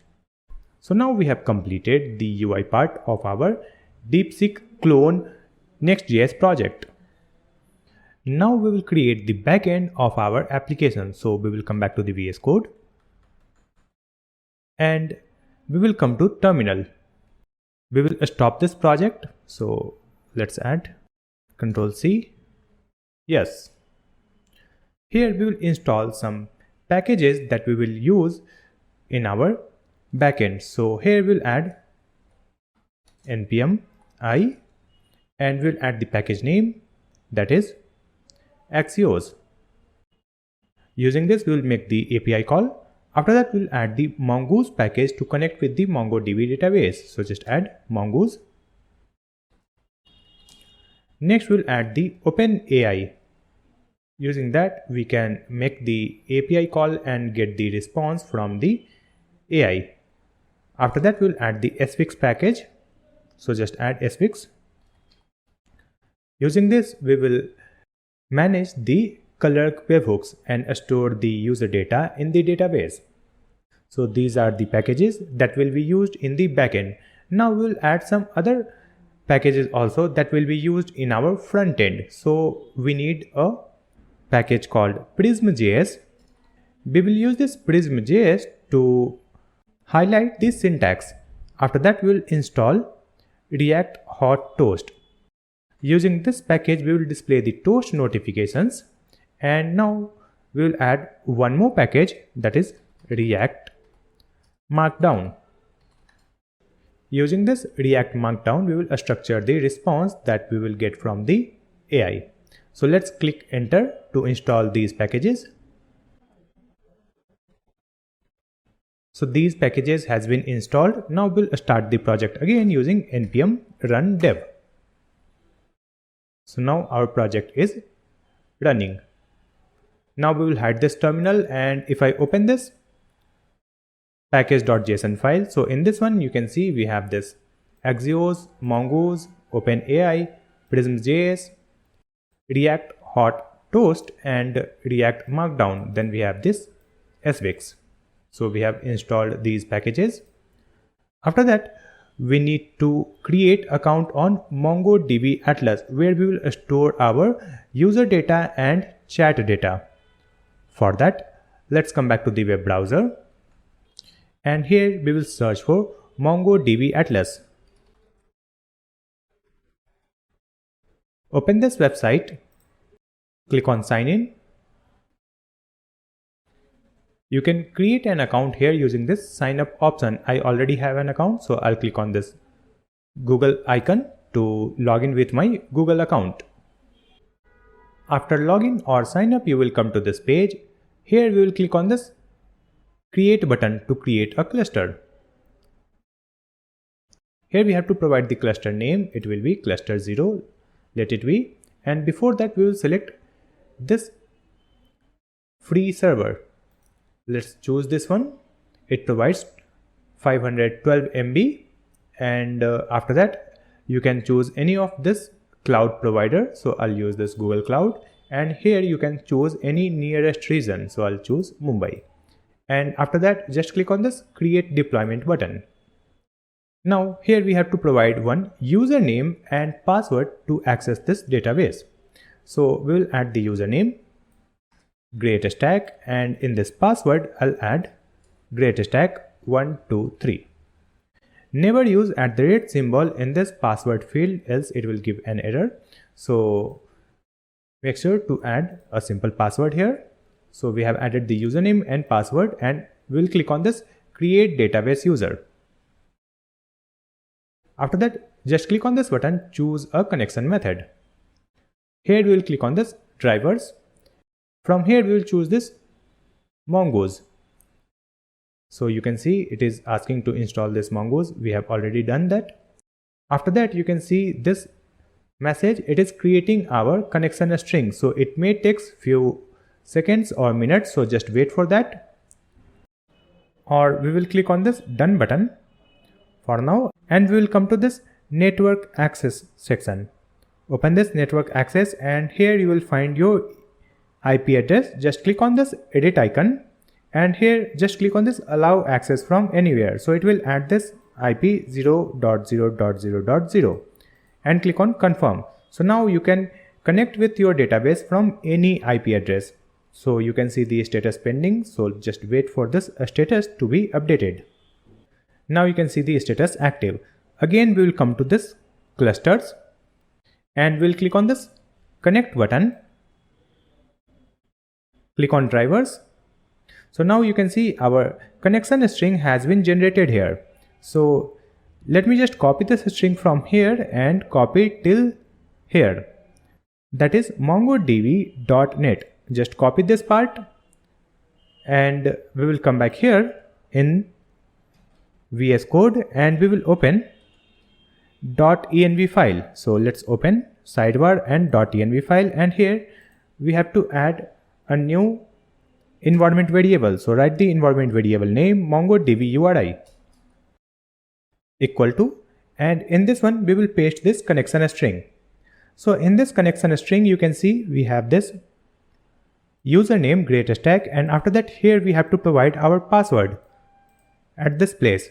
So here we will add the password GreatStack123 for this user, and at the end you can see we have this mongodb.net, and here we will add / and then we'll add the database name.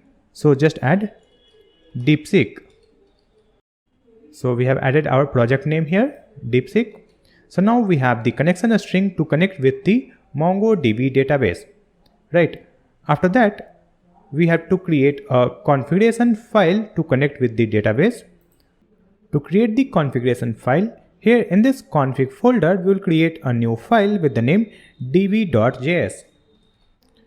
In this one, we will import mongoose from mongoose package. Let's add it in quote. After that, we will add a variable with the name catched.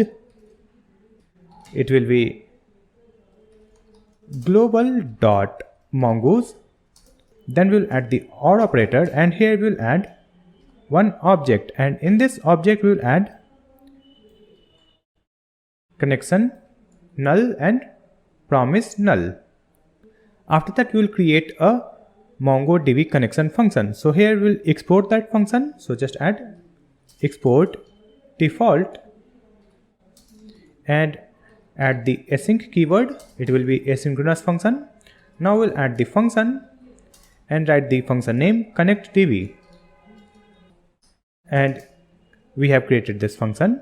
Now in this function we'll add one if statement, and here we'll add this catched dot connection, and if it is true then it will return this catched dot connection, correct? Now we'll add another if statement, and in this one we'll add not of catched dot promise. So here we'll add a statement. For this if statement we'll add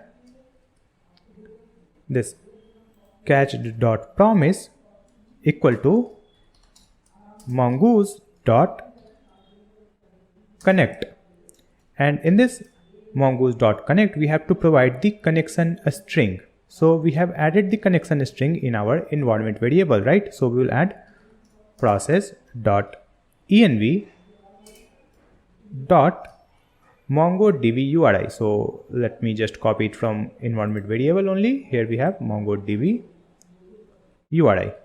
Copy and paste it here. So we have provided the connection string. After that we'll add dot then. Here we'll add mongoose, and we'll create this arrow function, and it will return mongoose. Here we'll add this bracket. After that we will add the try catch statement, so we will add try catch, and in this try block we will add catch.connection equal to await, and we'll add this catch.promise. If any error occurs in this try block, then catch block will be executed. So in this catch block, let's add one message in console. So just add console.error, and the message is error connecting to MongoDB, and then we will provide this error here. Correct. Here we'll add the return statement, and it will return this catch.connection. So we have created the configuration file that will connect our project with the MongoDB database. Now we have to create the MongoDB model, and using that model we can store the data in the MongoDB database. For that, in the left sidebar, we have already created this models folder. So in this models folder, we will create our user model. So let's create a new file in this models folder with the name user.js. Now in this one, first we will import Mongoose from Mongoose, right? After that we have to create a schema where we will define the structure of our data. So just add const and write the variable name user schema equal to, we will add new mongoose.schema constructor. Now in this one we will add one object where we will add all the properties that will be stored in the user data. So first we will add underscore id, and here we will add type. So the type will be a string. After that we will add the required property. So to store any user data, this id is required. So we will add required true. Now let's duplicate this line, and here we will add another property, that is name. After that we will add the email. After that we will store image. Here we will add the comma, and in this one we will add required true, and in the last one we will add required false, and all the type will be a string. Now we will add the timestamp also, so we will add the comma and provide another object, and in this object we will add the timestamp, and it will be true. So whenever this data will be created, timestamp will be added by default. So we have created the user schema. Now using this user schema we will create the user model. So let's add const user equal to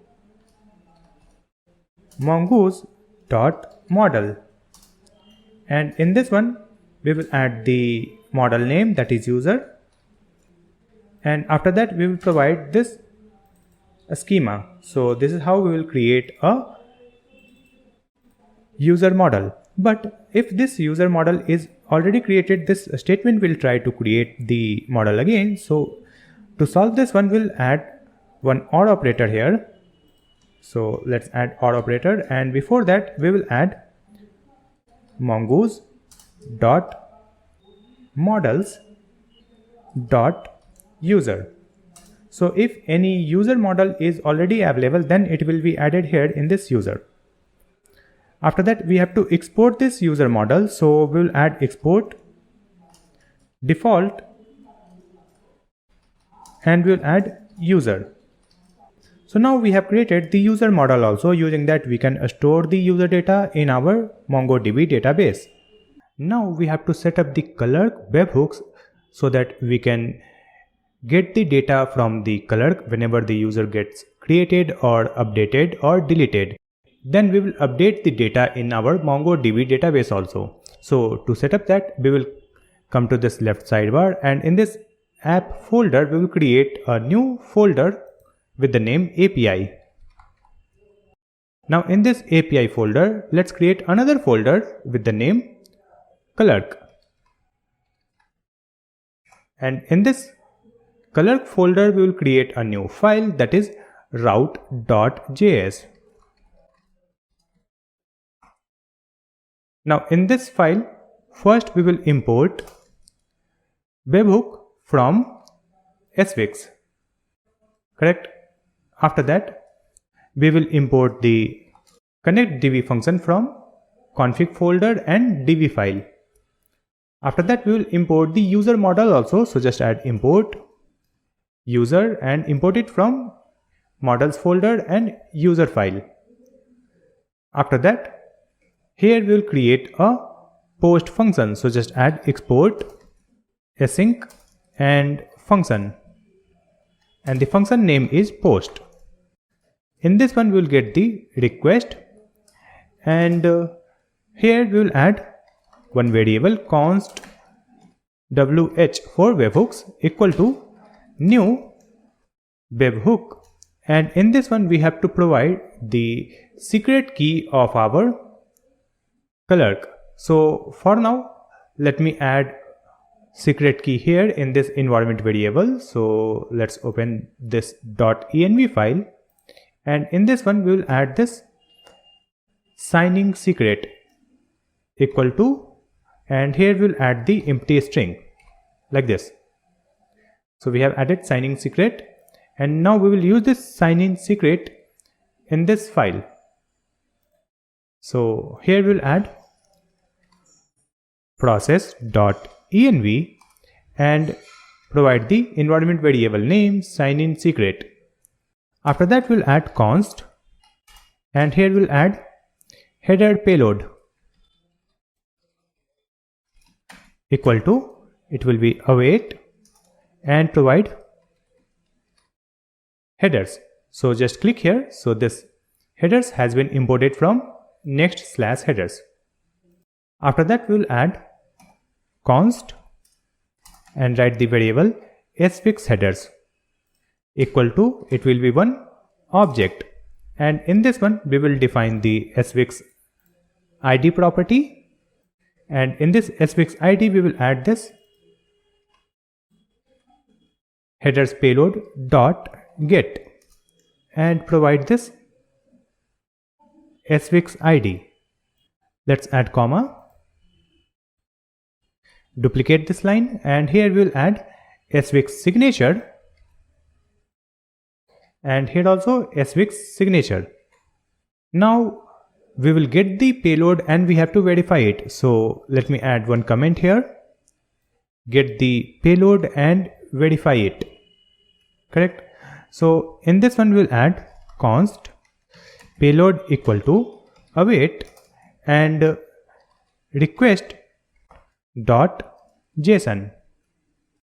After that, we will add const body equal to json dot stringify, and in this one we will provide payload. Next we will add the const, and in this one we will add curly braces data and type. Here we will add webhooks dot verify, and here we will provide this body, and with that we will provide this swix headers. After that, we will prepare the user data to save in the database. So let's add the comment, prepare the user data to save in the database, right? And here let's add the const and add the variable user data equal to object. So in this one, first we will add the ID as we have defined in our schema. So we will get this ID from data.id property. After that, we will add the email, and in this email let's add data that we are getting here. So we will add data dot email underscore addresses, and in this array we will choose the first element, so we'll add index 0 dot email address. So we have added data dot email address is index 0 dot email address, so we'll get the first email. After that we will store the name, so just add the name property, and here we'll add the backticks, $, curly braces, and here we'll add data dot first name, and after that we'll add $, curly braces, data dot last name. So we will get the name from Clerk, like first name and last name, that will be stored here in this user data object. After that we will store the image also, so just add the image property, and in this image we will add data dot image URL. So now we have the user data, and using this data we will store user data in the MongoDB database. So for that, here we will add await, and we will call this connectDB function. Correct? After that we will get different events from the Clerk webhooks. So let me come back to the website here, and if I go to this configure, then I scroll down, and here we have this webhooks. Just click here in this webhooks from sidebar, and in this one you will see this event catalog. Just click here. So in this one you can see you will get these events. So if I open this user, so in this user we will get user.created, user.deleted, and user.updated. So we will get these 3 events from the Clerk whenever user gets created, deleted, or updated. So according to this event we will execute the code. So just come back, and here we will add the switch case. Here we will add the key, that will be type, right? That will be event type. So in the first one we will add the type, it will be user dot created, right? And when the user will be created, here we will add await user model dot create method, and we will provide our user data. Then we will add this break. Now let's add the second case. So just duplicate this line. Here we will add user dot updated. So whenever a user will get updated, we will update the data in the MongoDB database. So here we will add user dot find by ID and update. So here we have to provide 2 things, that is ID and user data. So let's add data dot ID comma user ID. Now let's duplicate this line also, and here we will add next case, that will be user dot deleted. So event is user dot deleted. Here we will add find by ID and delete, and here we have to provide only ID. That's it, data dot ID. So we have added this switch case statement. After that, here we will return a response. So just add return statement. We will add next response. Click on this suggestion. Next response will be imported from next/server. Now in this next response we'll add JSON method, and here we will add the object, and in this object we will add a message like event received. So we have configured this code for managing the Clerk webhooks, right? After that we have to deploy this code on Vercel. For that, first we will push this code on GitHub. For that, let's come here in this source control, just click here and click on commit changes. So let's add the message here. First commit, click on this commit button. Now click on Publish Branch. And here it is asking to choose the repository. So let's choose the first one, GitHub private repository. Username and project name DeepSeek. So just click here. So it is uploading this code on GitHub profile. So you can see it has been uploaded. Now let's open our GitHub profile. So now you can see our DeepSeek project has been added in this GitHub repository. Here we have all this code. And now we will deploy this project using Vercel. So open vercel.com, create an account, and after that you will come to this page. So here we'll click on this Add New button. Click on Project. And here you need to connect the GitHub repository. So we will connect this DeepSeek repository. Just click on this Import button. Here we will add the project name DeepSeek. And after that, we will open this environment variables. And here we have to paste all the environment variables. So we will come back here. Open this sidebar and open .env file. Copy this. And we will paste it here. So this publishable key, secret key, MongoDB URI and sign-in secret has been added. Just click on deploy. So now you can see this message, congratulations, you just deployed a new project. Right? Scroll down and here we'll click on continue to dashboard. And here we have this domains. Just click here so you can see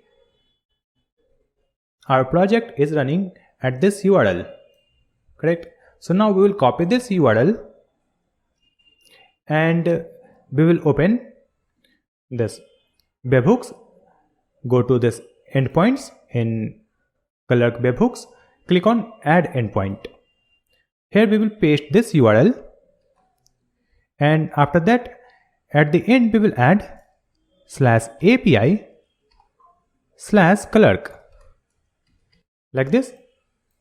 And then just click on this events. So we will subscribe the user event.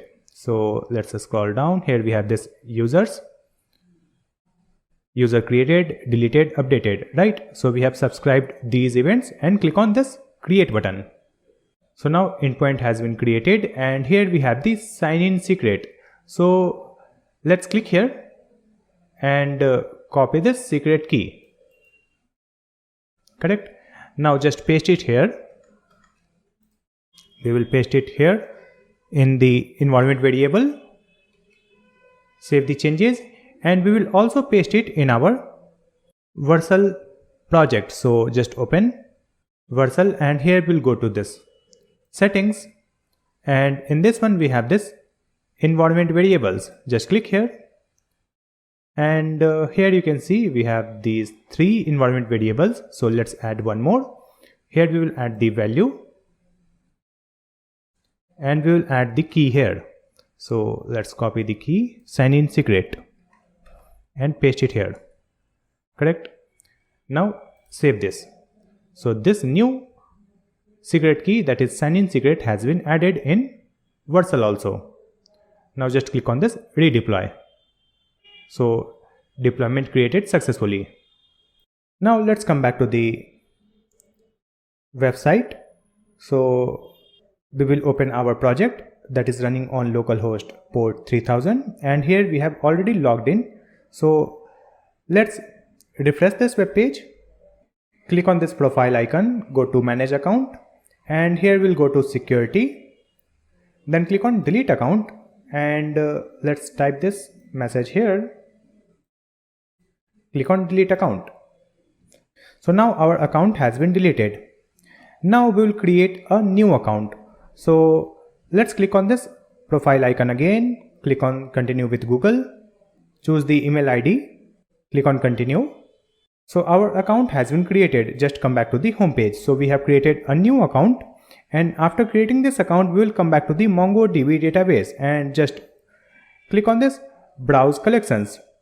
It should add the user data here but it is not added. So let me just come back to Vercel And in this one I'll go to logs, and here you can see we have some error. Just click here. So it says missing required headers in Clerk route.js file. So let me just update it. We will come back here in VS Code, and here you can see we have added SVIX headers. So we have added 2 parameters. Here we will add one more. So let's duplicate it, and here we'll add SVIX timestamp. We missed it, so just add this now. SVIX timestamp headers payload dot get SVIX timestamp.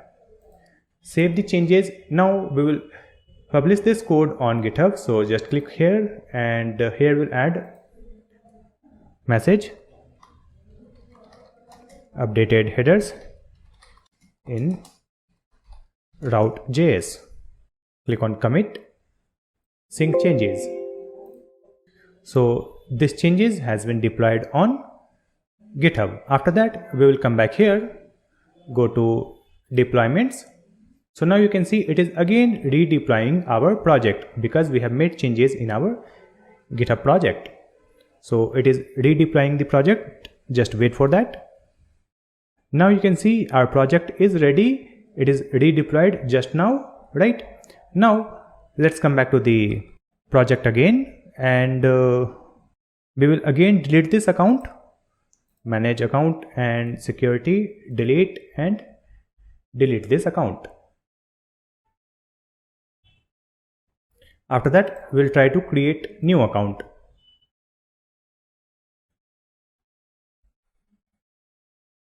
So now we have created a new account on our DeepSeek project. Let's go to home page. So after creating the account, you can see this profile image here, and we have all these information. Now again come back to the MongoDB database, and let's click on overview, and we'll click on collections. So now in this collection you can see we have this DeepSeek database, and in this one we have this users, and in this users we have this user ID. Then we have this name, GreatStack, then we have the email ID, and then we have this image, right? So we are getting all the data from the Clerk, and we store this data in the MongoDB database. So our Clerk webhooks is working fine. We can get the data and store it in our MongoDB database. So now we'll come back to the VS Code. And now we will create a new MongoDB model to store the chat data. So let's come to this models folder, and here we'll create a new model. So let's create a new file with the name chat.js. Now in this one we'll copy the code from this user. So let me just copy everything and paste it here in this chat.js. Correct? Here we have imported mongoose. After that we'll add the variable name, that will be chat schema is equal to new mongoose.schema. Here we will add the name property, correct? That will be the chat name. It will be type string required true. After that we will add the message. So just add the message. Let's add messages, because we will store multiple message. So here we will add one array, and in this array we will add one object, and for each message we will add the role, content, and timestamp. So we'll add the role, or let me just copy this one, paste it here. So it will be role. Type will be a string required true. Now duplicate this line. Here we'll add content. Type a string required true. Now duplicate this line. Here we will add timestamp. It will be type numbered. Required true. Correct? After that, here we will add the user ID also. So just add user ID, and in this user ID we will store a string type data. So just add type a string and required true. And here also we will add the timestamps by default. And after that we will create the chat model using this chat schema. So let's add chat is equal to mongoose.models.chat, and here we'll add chat, and here we'll add chat schema, and we will export this chat model. So we have created the chat model. Using that we will store the chat data in our MongoDB database. Now we will create the API to create a new chat. For that we will open this left sidebar, and here in this app folder we have this API folder. So in this API folder we will create a new folder called chat, and in this chat folder we will create a new folder called create, and in this create folder we will create a new file that will be route.js. Similarly we will create other routes also. So in this API folder we have this chat folder. So in this chat folder let's create another folder called get. Using this we will get all chat of the user. So just add folder name get, and in this folder we will create a new file route.js. Now in this chat folder let's add one more folder called rename, and in this rename folder let's add a new file that is route.js. So using this API we will rename the chat. After that in this chat folder let's add a new folder called delete, and in this delete folder we will add new file route.js. So using this route we will delete the chat. After that in this chat folder we will create a new folder called AI, and in this AI folder we will create a new file that will be route.js, where we will call the DeepSeek API. So now we have added these routes and we will add the logic in these routes. So let's start with the first one. So first we have created this chat folder, and in this chat folder we have this create folder, and in this create folder we have this route.js file within this folder called create. So in this one let's add the logic. So here first we will import the MongoDB function, that is connectDB, right? After that we will import the model that we have just created, that is our chat model, right? After that here we need the authentication. So here we will import this get auth from Clerk next.js/server, right? And next we will import the next response. Using that we can generate the response from this API. So we have added these import statement. After that we will create a function. So let's add export async function, and the function name is post, and here we will get the request, right? Now in this one we will add the try catch statement. Now in this try block first we need the user ID, and we will get the user ID from this get auth. So let's add const user ID equal to get auth, and in this get auth we will provide the request. So now we have the user ID. Next we will check with this user ID. So we will add this if statement and we will check not user ID. It means user ID is not available.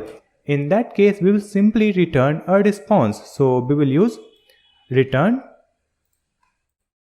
next response.json, and here we will add one object, and in this object we will add success false because we could not find any user, and after that we will add the message also. So the message is user not authenticated, right? After that, we will create one object where we will store the chat data that will be saved in our database. So let's add one comment, prepare chat data to be saved in the database. Right?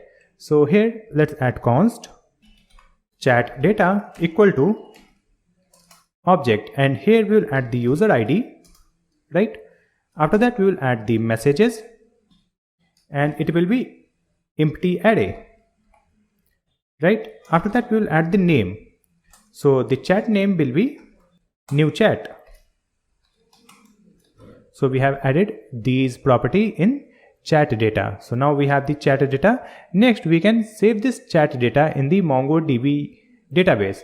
For that, we have to connect with the database. So let me add one comment here, connect to database and create new chat.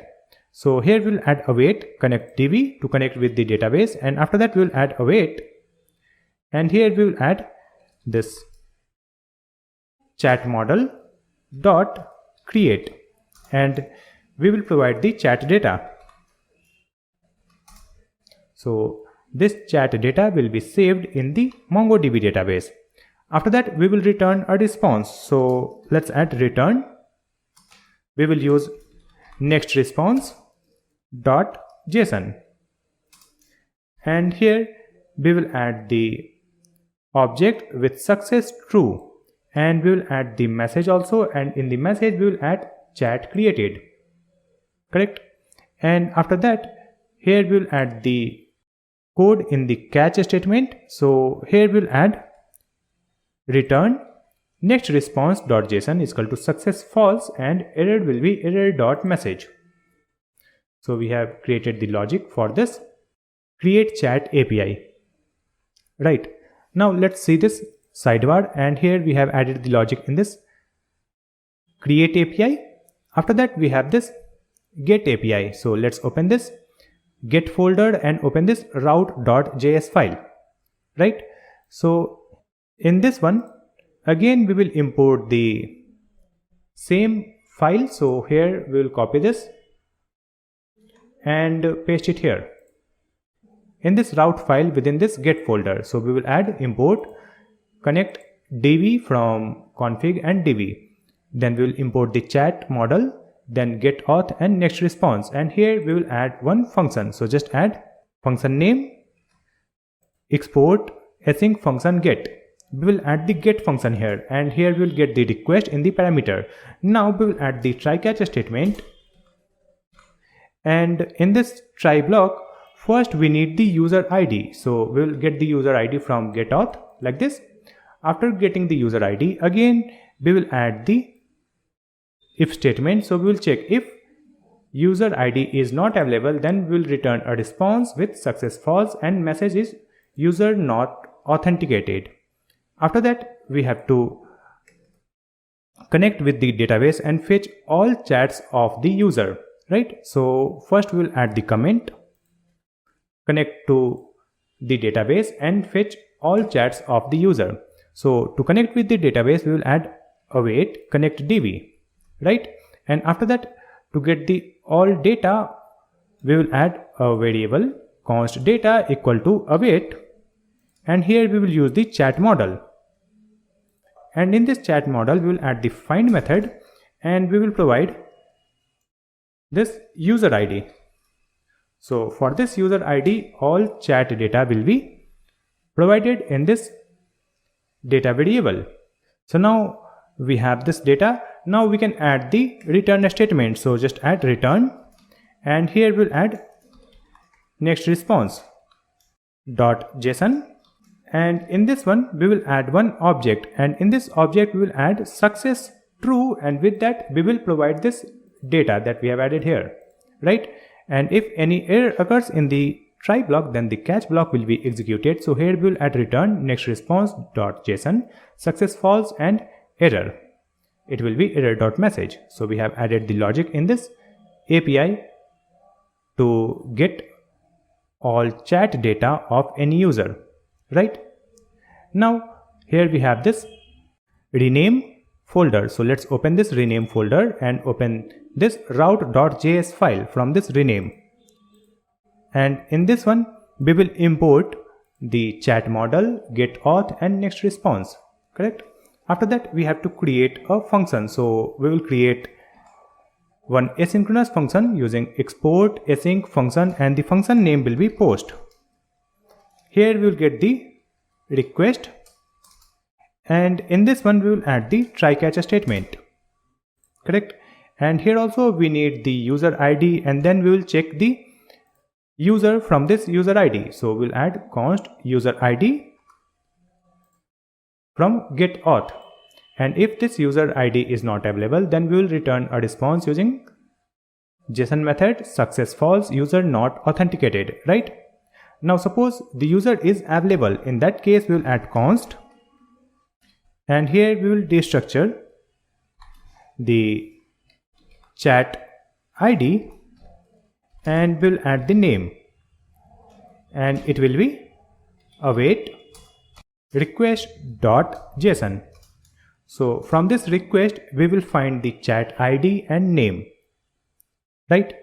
After that we will connect with the database and update the chat name, right? So let me add the comment here, and here we will add await, we will add chat model dot find one and update method, right? And in this one we will add the object, so here we have to add underscore id equal to chat id, and in this one we will provide user ID also. After that we will add comma and provide the name, because we have to update the name. After updating it we have to return one object, so here we'll add return statement with next response, so just add return next response.json success true, and the message is chat renamed, so we have renamed the chat, and if any error occurs in the try block then we will execute this catch block, so here we'll add return next response.json success false, and error will be error.message, so we have added the logic to update the chat name, right? After that let's open this delete folder, and here we have this route.js file, right? So in this one also we will import the MongoDB connection function, then chat model, then get auth and next response, right? After that we will create the function. So let me just copy the function from here only. We will copy this function,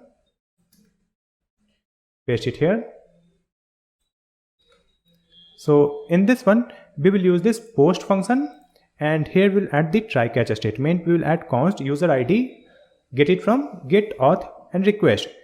After that we need the chat ID also, so just add const curly braces chat ID, and we will get this chat ID from request, so just add await request.json. So now we have the chat ID.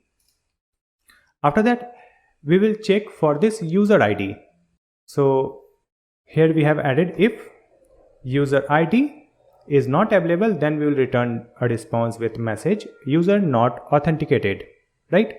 And after that we will add the MongoDB connection function, so let me remove it from here, and here we will add the comment connect to MongoDB database and delete the chat, right? So here first we will connect with the database, so just add await connect db.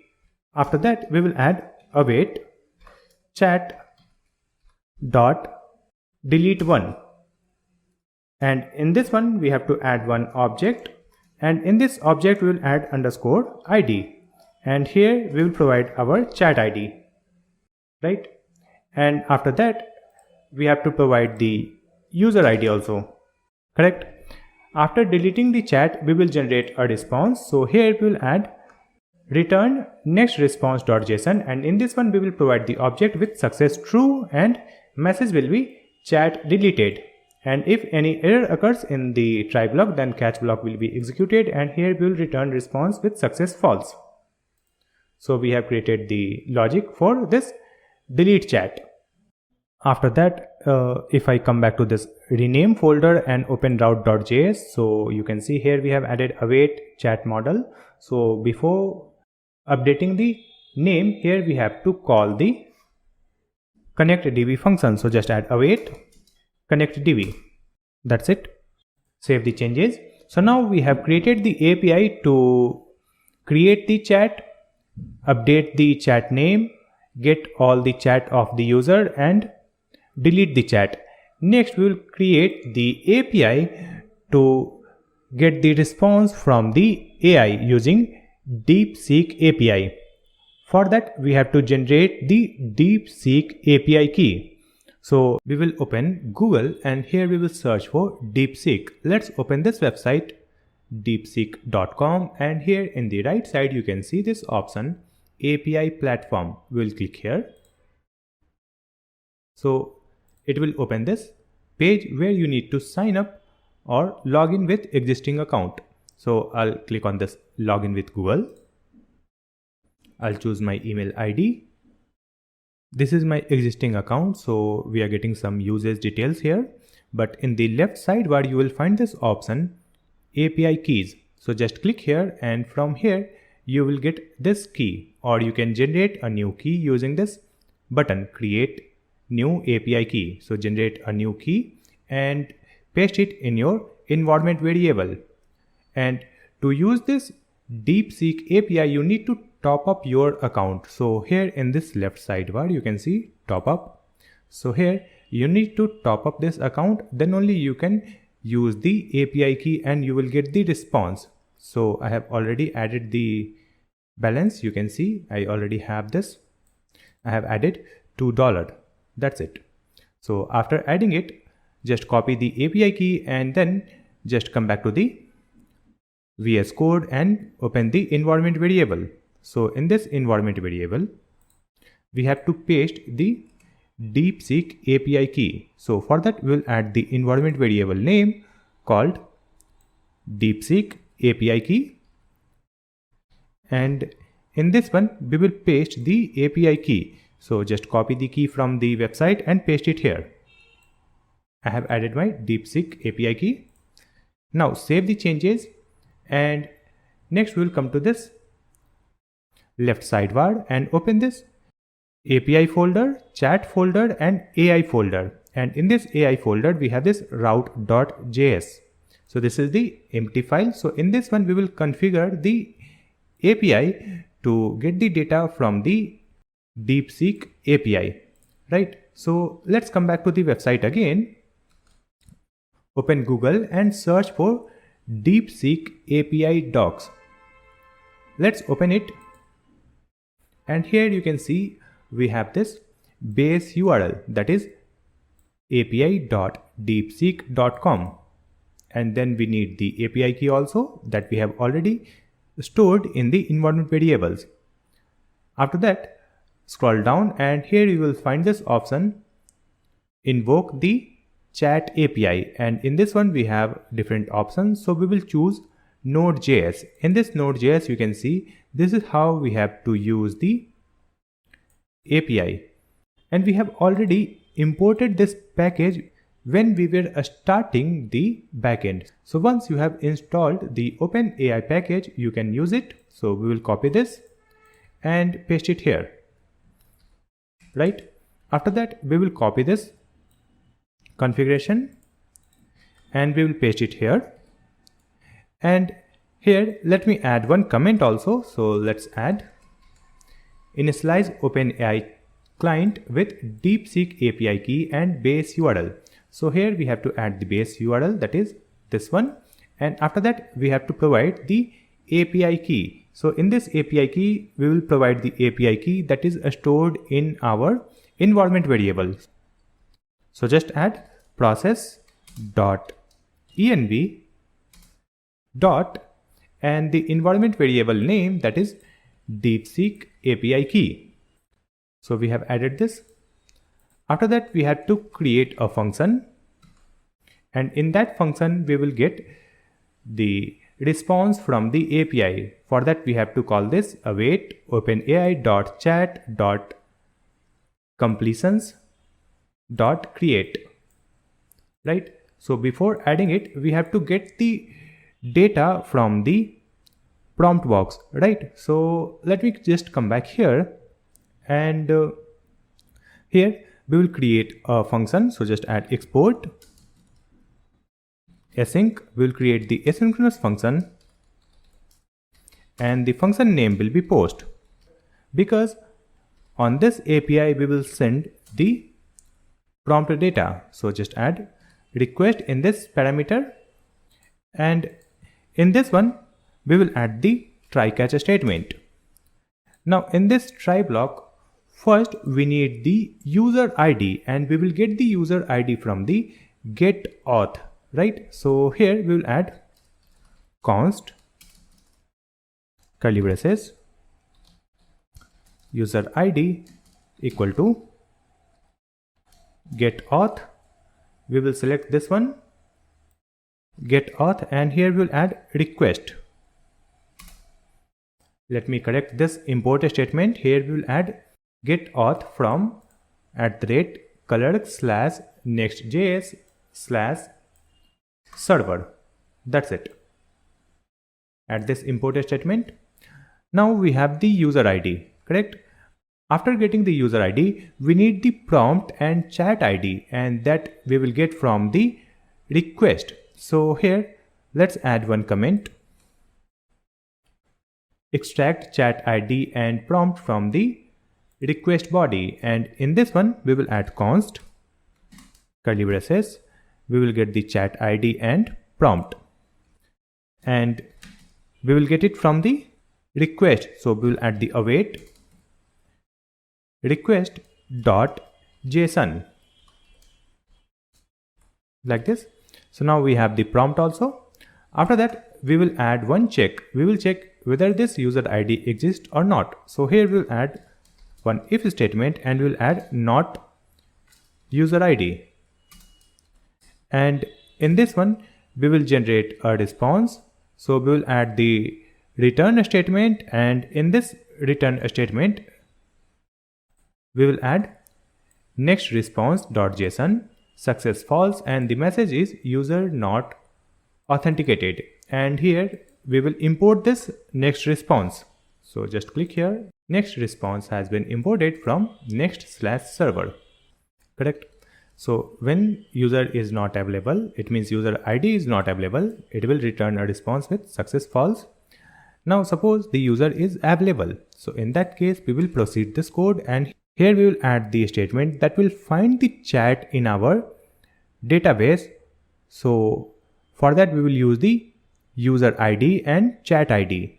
So let me add the comment here. Find the chat document in the database based on user ID and chat ID.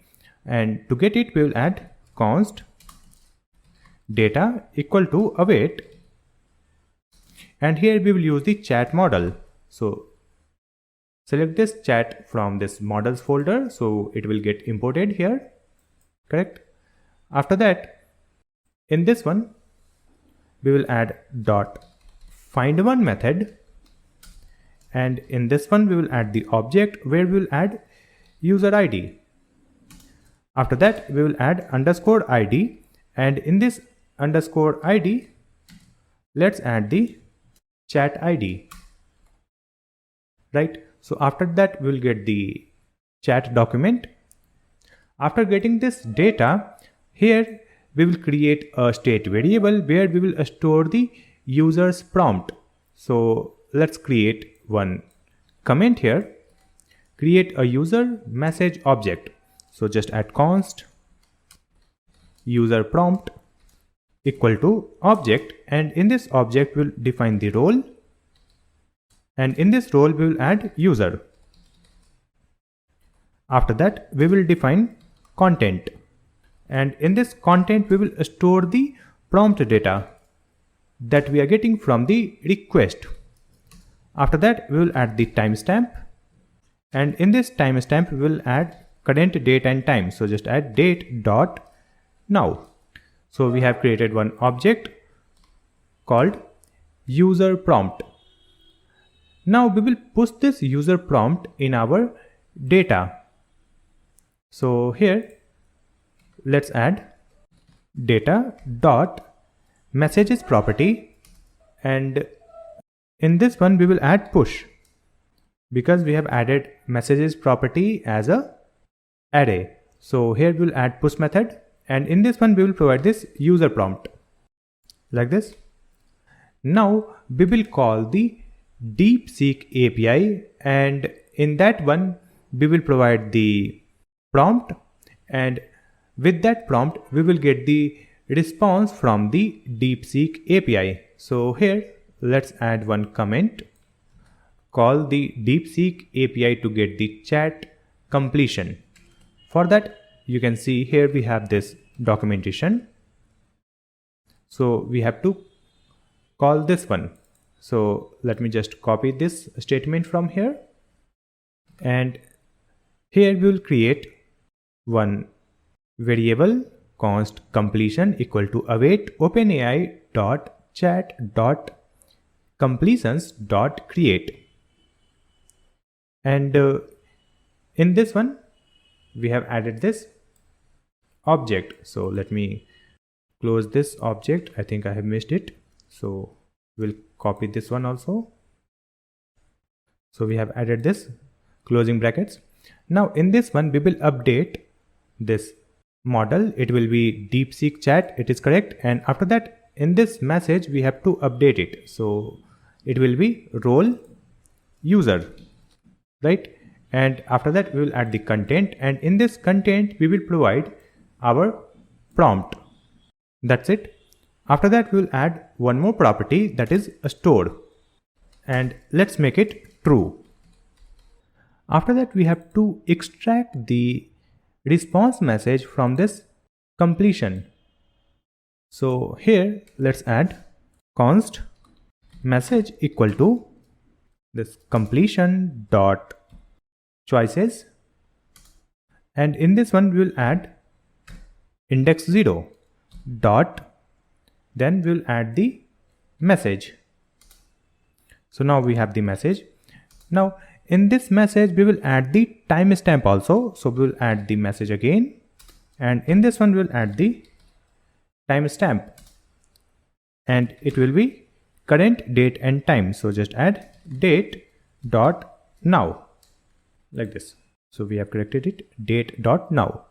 After that we have to push this message inside this one, in this data, right, that we are getting from this chat model, right? And here you can see we are calling this chat model. So before that we have to connect with our database. So here we'll add the await connect db.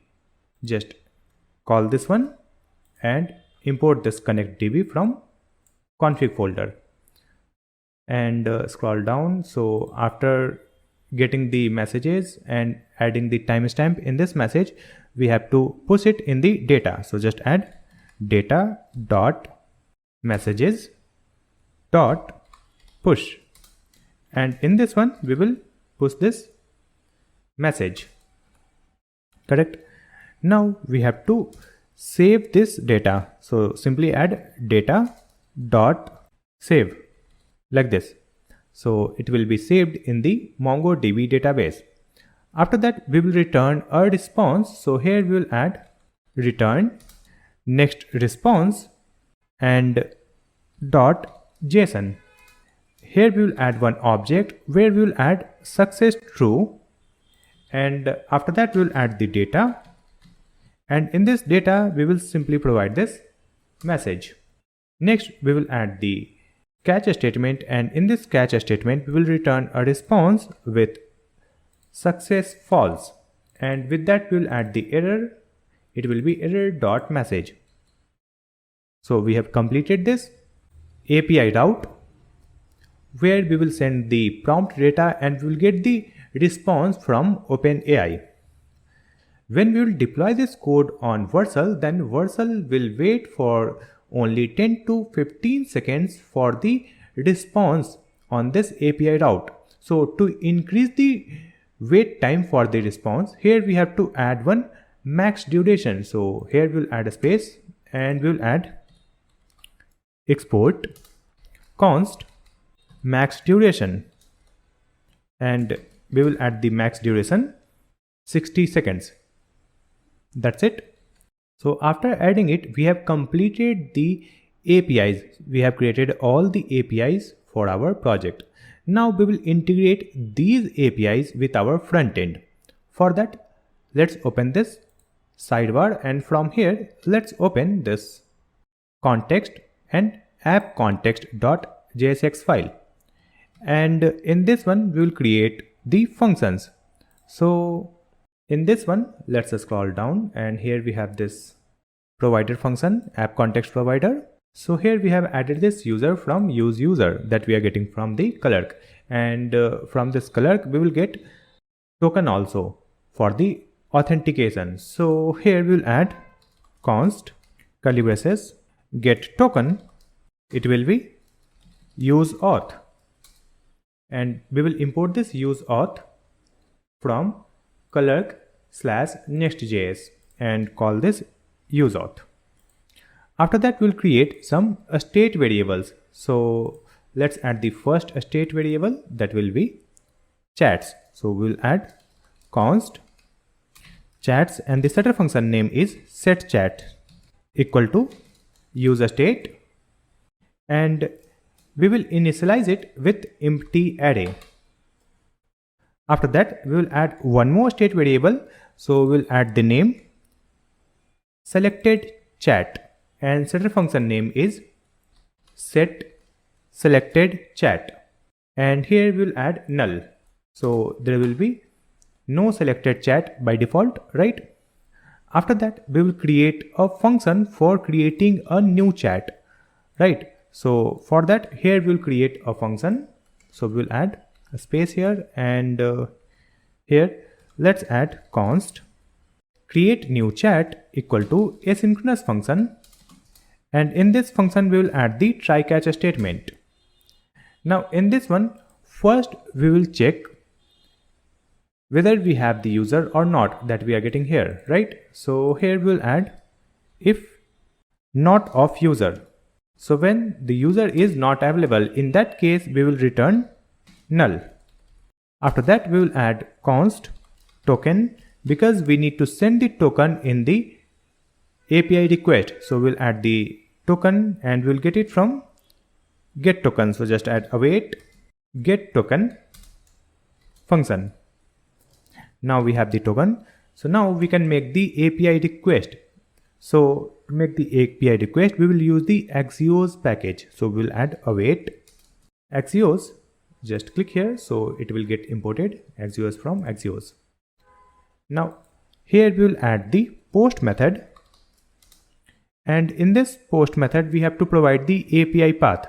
So we'll add the quote and we'll add /API/chat/create, right? And after that we will add one empty object, and after that we'll add the headers. So again add the object, and in this one we'll add the headers property, and in this headers let's add object, and here we'll add the authorization property. So in this authorization property we will add backticks, and here we will add the bearer, and next we have to add the token. So we'll add the $ curly braces and provide the token. So we will make the API call, and in this body we are sending nothing, and here we are sending the headers where we are setting authorization and then bearer token. So this function will create a new chat. Now we will create one more function. Using that we will fetch the user's chat. So after this function, here we'll create another function. So just add const, and the function name is fetch users chats. It will be asynchronous function. Now in this one we will add the try catch statement.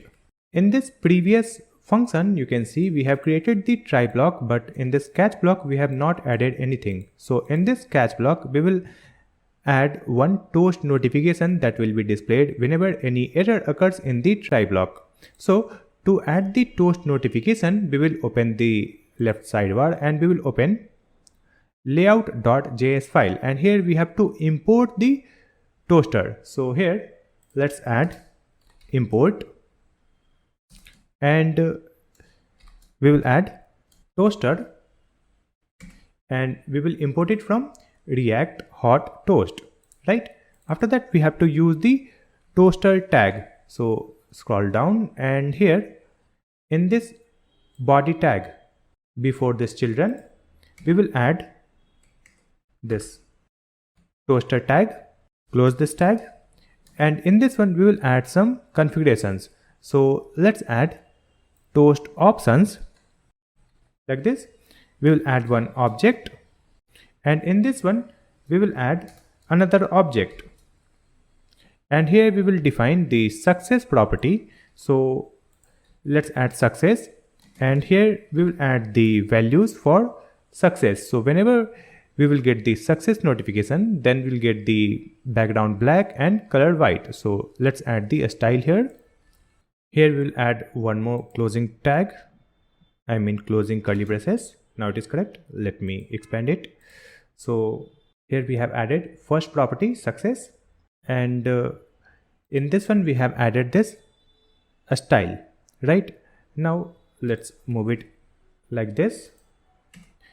So here we'll add one more property, so just duplicate it, and here we will add error.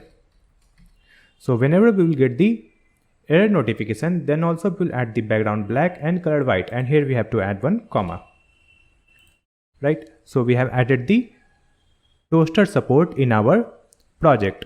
After that we will come back here in our app context.jsx file, and in this catch block we will add toast. Let's click here. So this toast will be imported from React hot toast, and in this one we will add the type error, right? And in this one we have to add this error dot message. That's it. Now let's complete this second function, that is fetch user chats. So in this one we have added the try block. Now in this one we need the token, so we will copy this statement from here and paste it here.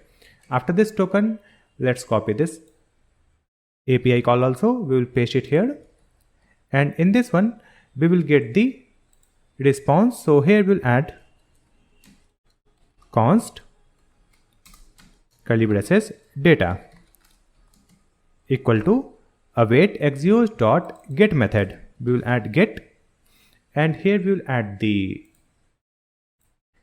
API endpoint, that is /API/chat/get. After that, here we will add only one object where we will provide the headers, and in this headers I have added authorization bearer token, correct? So now we have the data.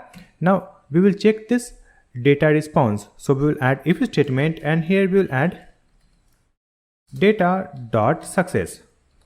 So when the data.success is true, we will display the response data in the console. So just add console.log data.data.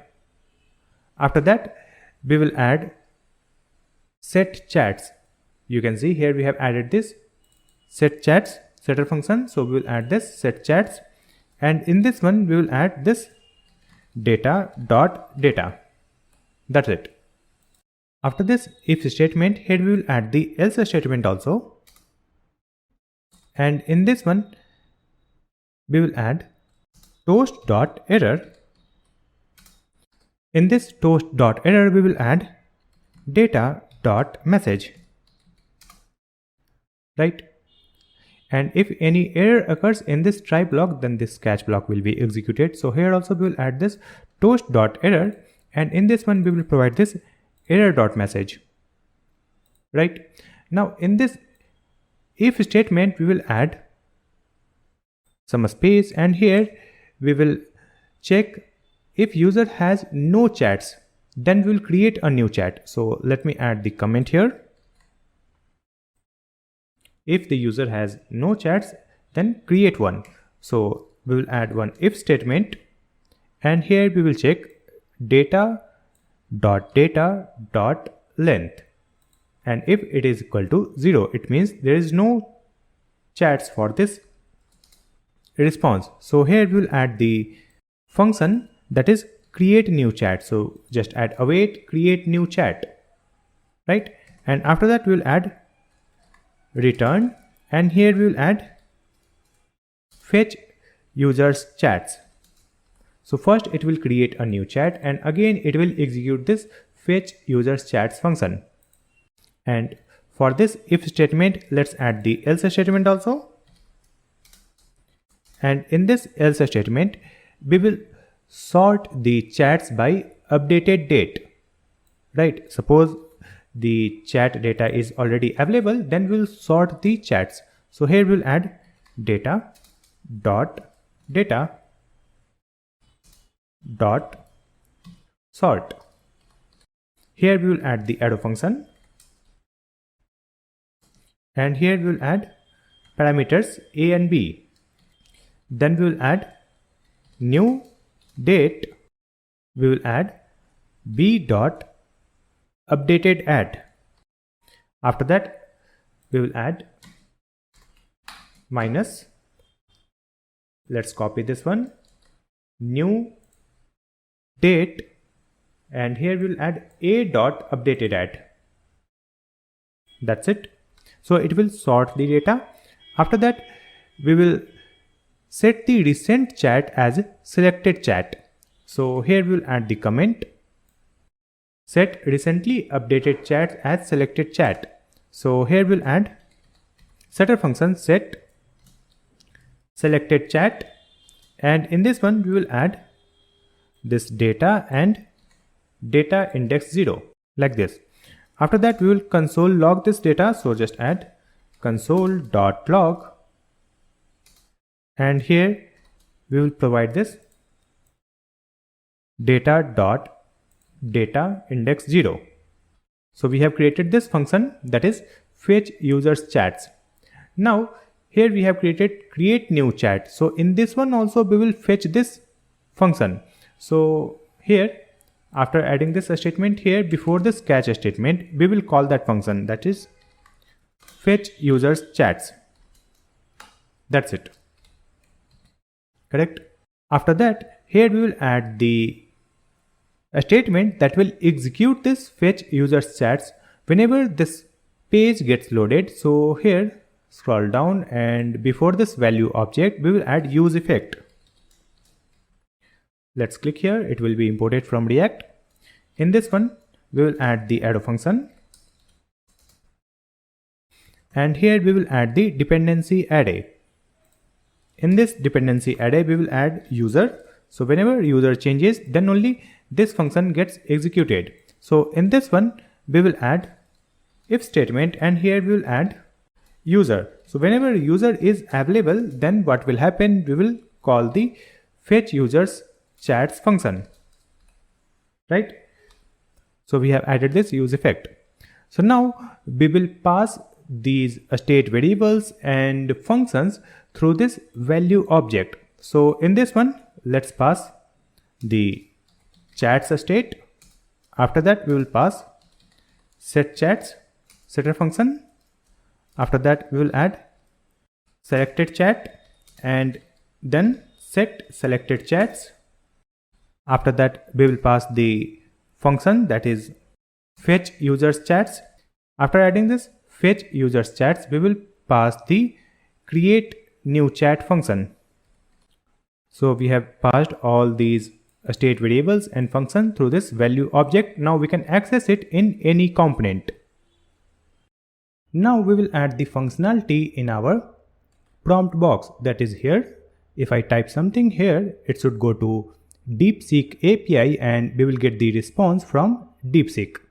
For that, let's come back and from this left sidebar, we will open components. And in this components, we have this prompt box. Now in this prompt box, we will add the logic to send the prompt data on API. So here, after this state variable, we have to add a function.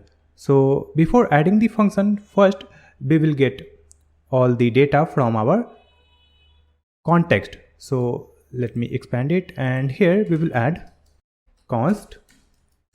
We will get the data from context. For that we'll add use app context. So use app context has been imported from context folder. Just call it. Now in this one we will get our user. After that we will get the chats. Then we will get setter function set chats. After that we will get the selected chat and setter function set selected chat. So we have added user, chats, set chats, selected chat and set selected chats from use app context. After that we will create a function that will send the prompt data. So we'll add const and write the function name send prompt, right? And it will be asynchronous function. So let's add async and create the arrow function. Now in this one we will get the event, and here we will add const, and in this const we will add the prompt copy. So just add variable name prompt copy, and here we will store this prompt state. So now we have the prompt data. After that we will add the try catch statement. Now in this try block, first we will add this event dot prevent default. So it will prevent the page from reloading when we submit the form data, that is prompt data. After that we will add the if statement, and here we will check for the user. So let's add not of user. So if the user is not available, in that case we will terminate the function here using return, and we will return one toast notification. So just add toast, click here. So toast will be imported. Here we will add the error toast.error, and here let's add the message login to send message, because without login we cannot send the message in prompt. After that we will add one more check. So just add if, and here we will add is loading, and here we will add the return statement. So if the loading is true, then we will add the notification wait for the previous prompt response. So let's add this one only, and here we will add this message wait for the previous prompt response. Correct. After that we will add set is loading true. Then we will add set prompt, and in this one we will add the empty string, right? Now here we will add const, and we will create the user prompt data. So let's add user prompt, and it will be one object. So in this one we have to add role, content and timestamp. So let's add it. We will add the role user, content will be prompt, and timestamp will be date.now, right? After that here let's add the comment saving user prompt in chats array. So for that we will add the setter function set chats, and in this one we will create one arrow function, and here we will add the previous chats data. So let's add previous chats in the parameter, and here we will return this previous chats dot map, and in this one let's add the arrow function again, and here we will get the individual chat, and now using this individual chat we will check the chat ID. So here let's add chat dot underscore ID and equal to selected chat dot underscore ID. So here we'll add the ternary operator if it is true. In this object, let's add a spread operator chat, and with that we will update this message. So let's add messages, and in this one we will add this array, and here we'll use a spread operator chat dot messages comma user prompt. So this user prompt will be added in this messages, and if it is false, here we'll add the colon and simply provide chat like this. Now it looks clear. After that, we have to save the user prompt in the selected chat. So let me add one comment here, saving user prompt in selected chat. So here let's add set selected chat, and in this one we will add one arrow function, and here we will get the previous, and in this one let's add one object, and here let's add the previous, and after that we will add messages, and in this messages we will add one array and use the spread operator previous, then dot messages, then we will add the comma, and here we will add the user prompt. So let's add it here. After that we have to make the API call. For that, here let's add const. We will get the data from the response, so just add data equal to, and here we will add await axios. Click here, so axios will be imported, and here we will add the post method. In this one we have to add the path of our API endpoint, so let's add /API/chat/AI. After that we will add the comma, and here we have to provide the data in body, so let's add object, and in this object we will add chat ID, and in this chat ID we will add selected chat dot underscore ID. After that we will add prompt. Now after getting this data, we have to check this data, so we will add the if statement, and in this one we'll add data dot success. So if the data dot success is true, in that case we will add set chats.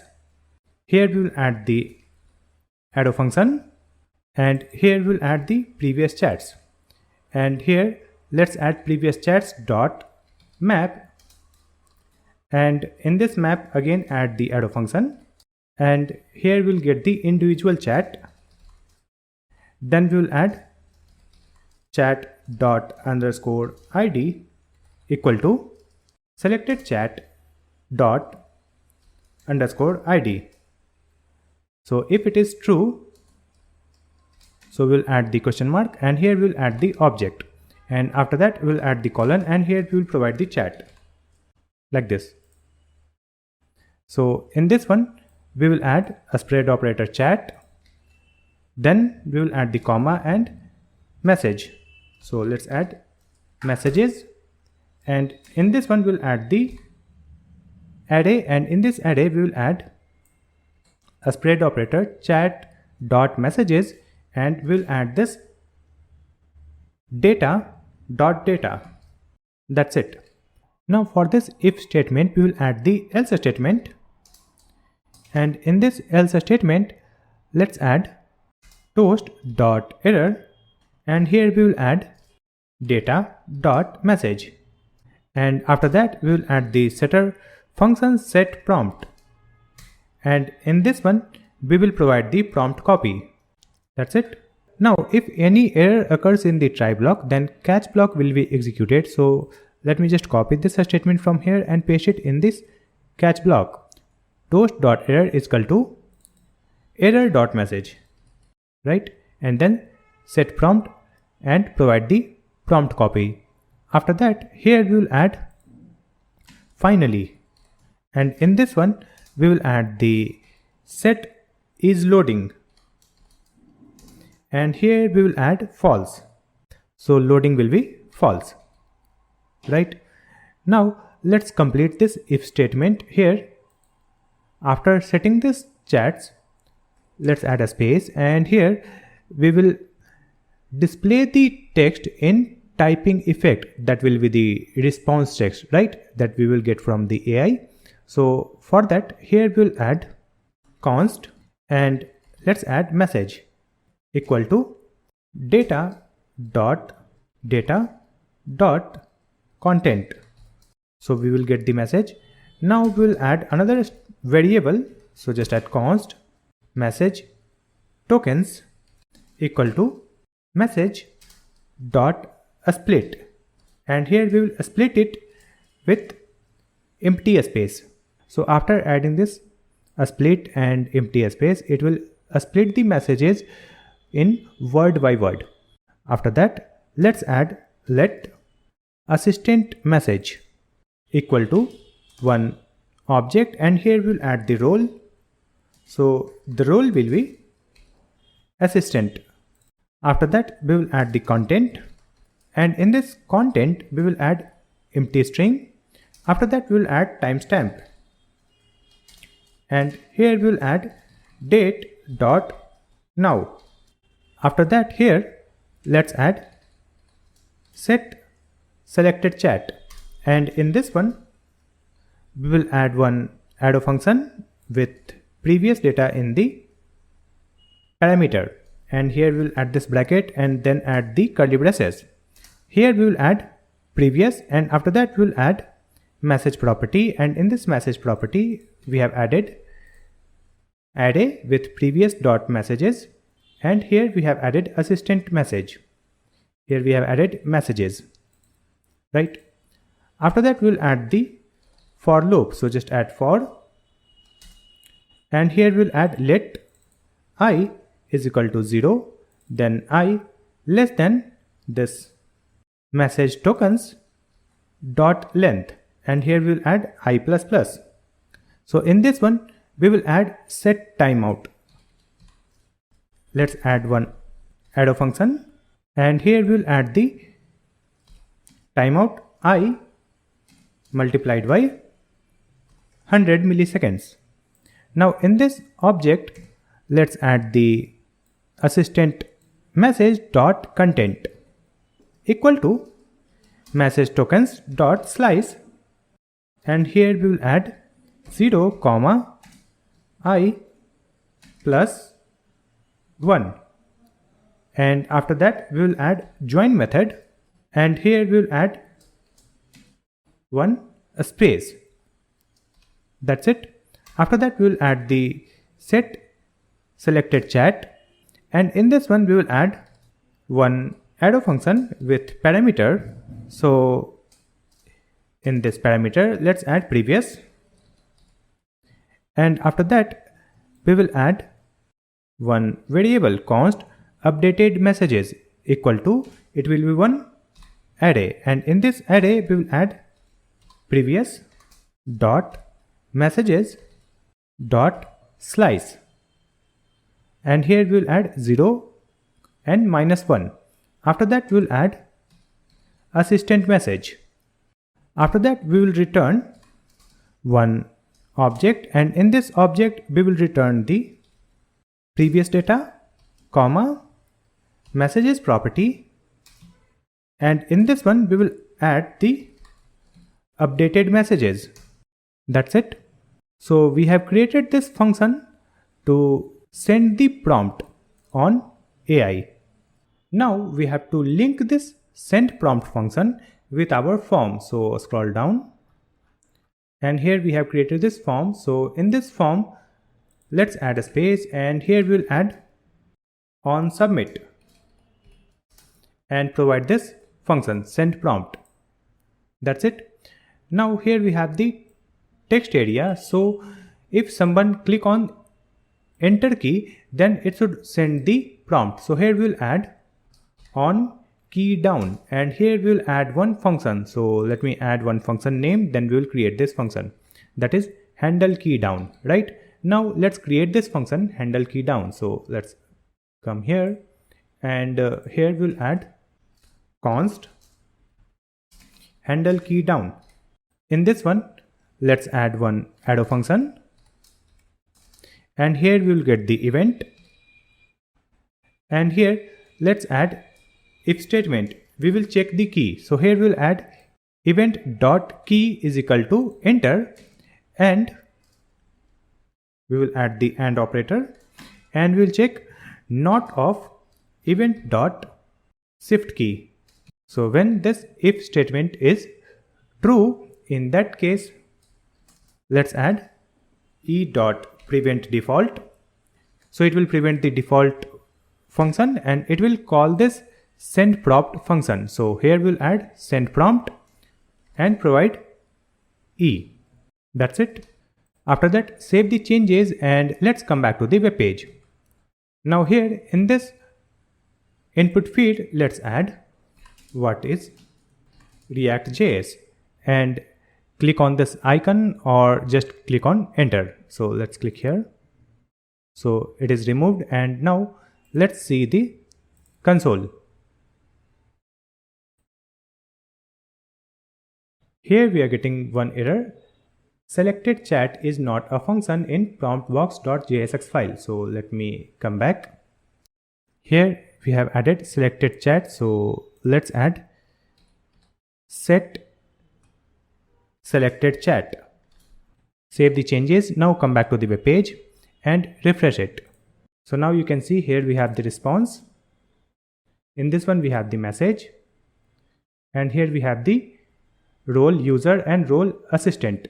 In this one you can see our question, what is React.js, and in this one where we have the role assistant, you can see we have this content. So this is the response from AI. So we are getting the response here, correct? After that, let's come back to the MongoDB database and refresh it. So here you can see one chat has been created. Let's open it.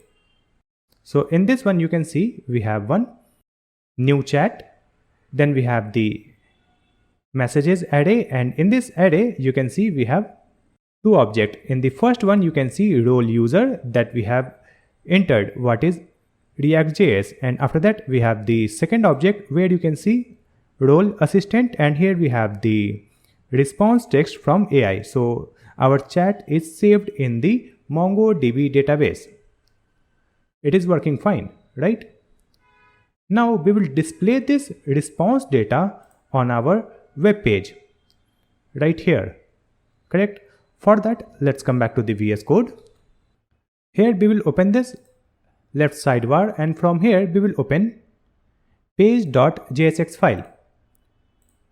Now in this one we have added this state variables, right? And after that we will import the selected chat from the context file. So just add const curly braces.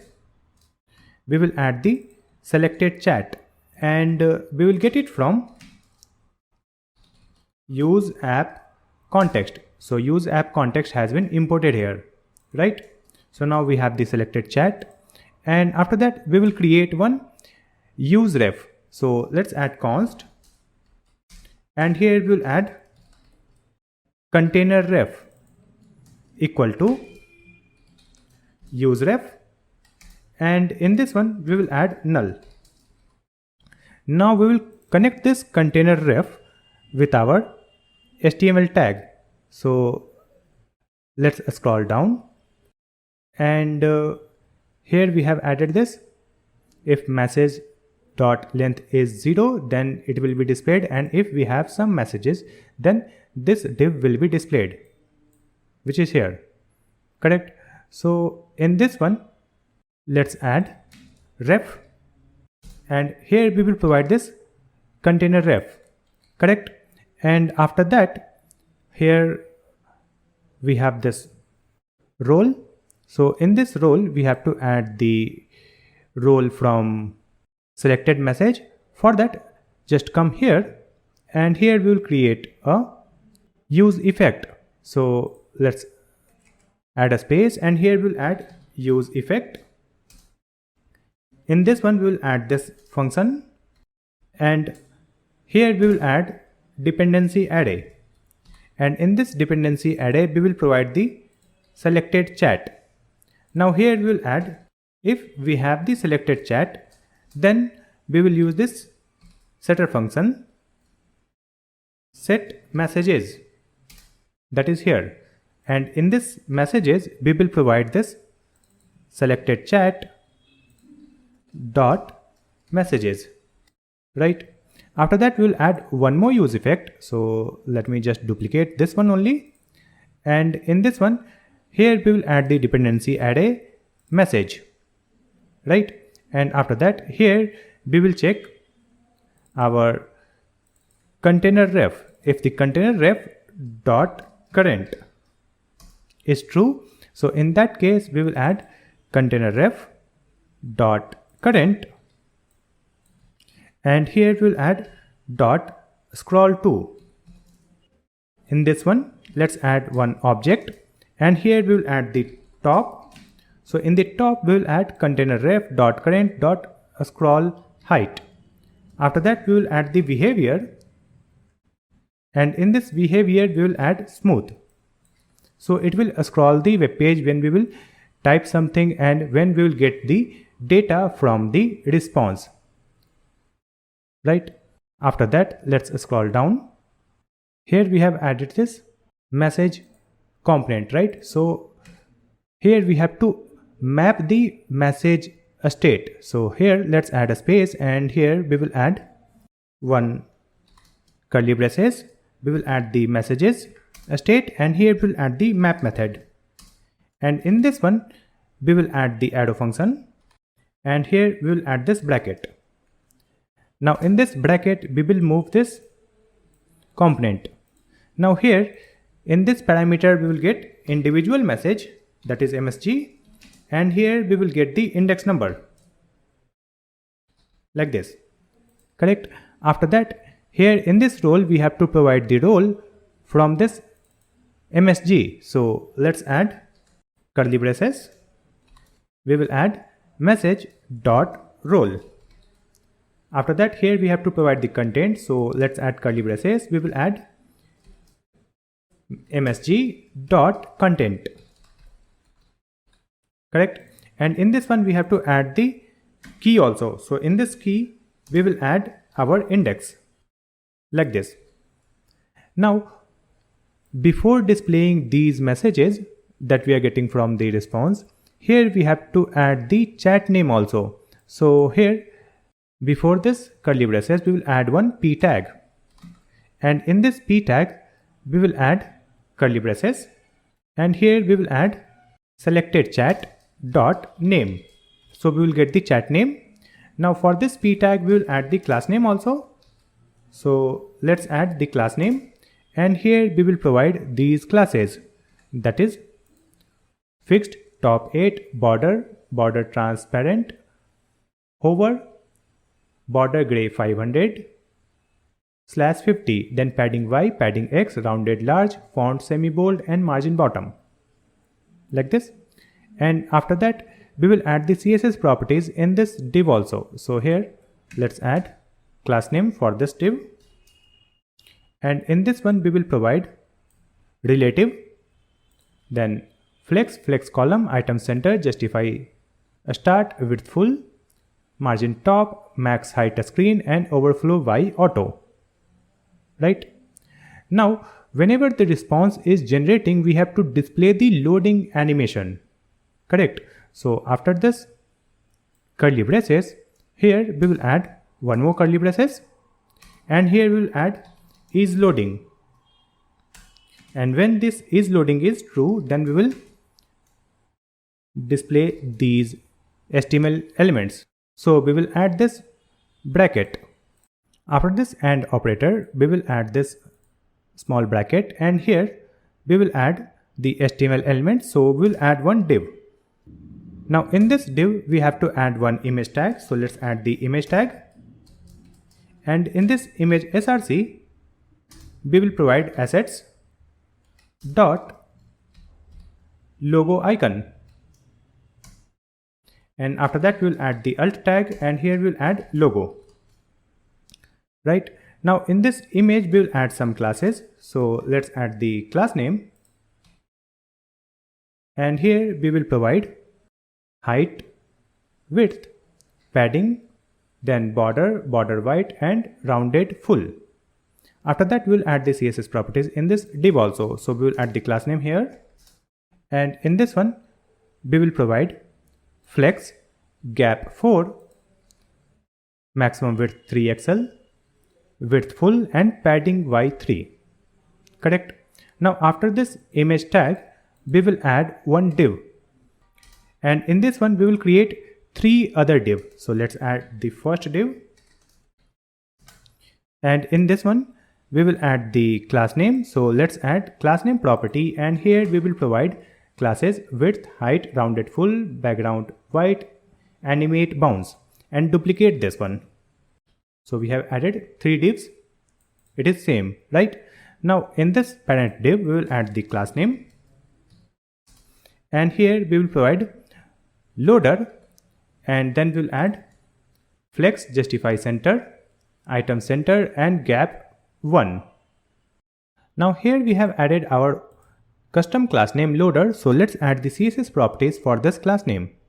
So we will open our global.css file, and here we will add this class name .loader and div, and in this one we will add the nhchild 2. So for the second div we will add the animation delay of 0.2 seconds. Now duplicate this one, and here we will add the nhchild 3. So for the third one we will add the delay 0.4 seconds. That's it. Now let me just come back to the page.jsx, and we will save the changes for this file also. Correct.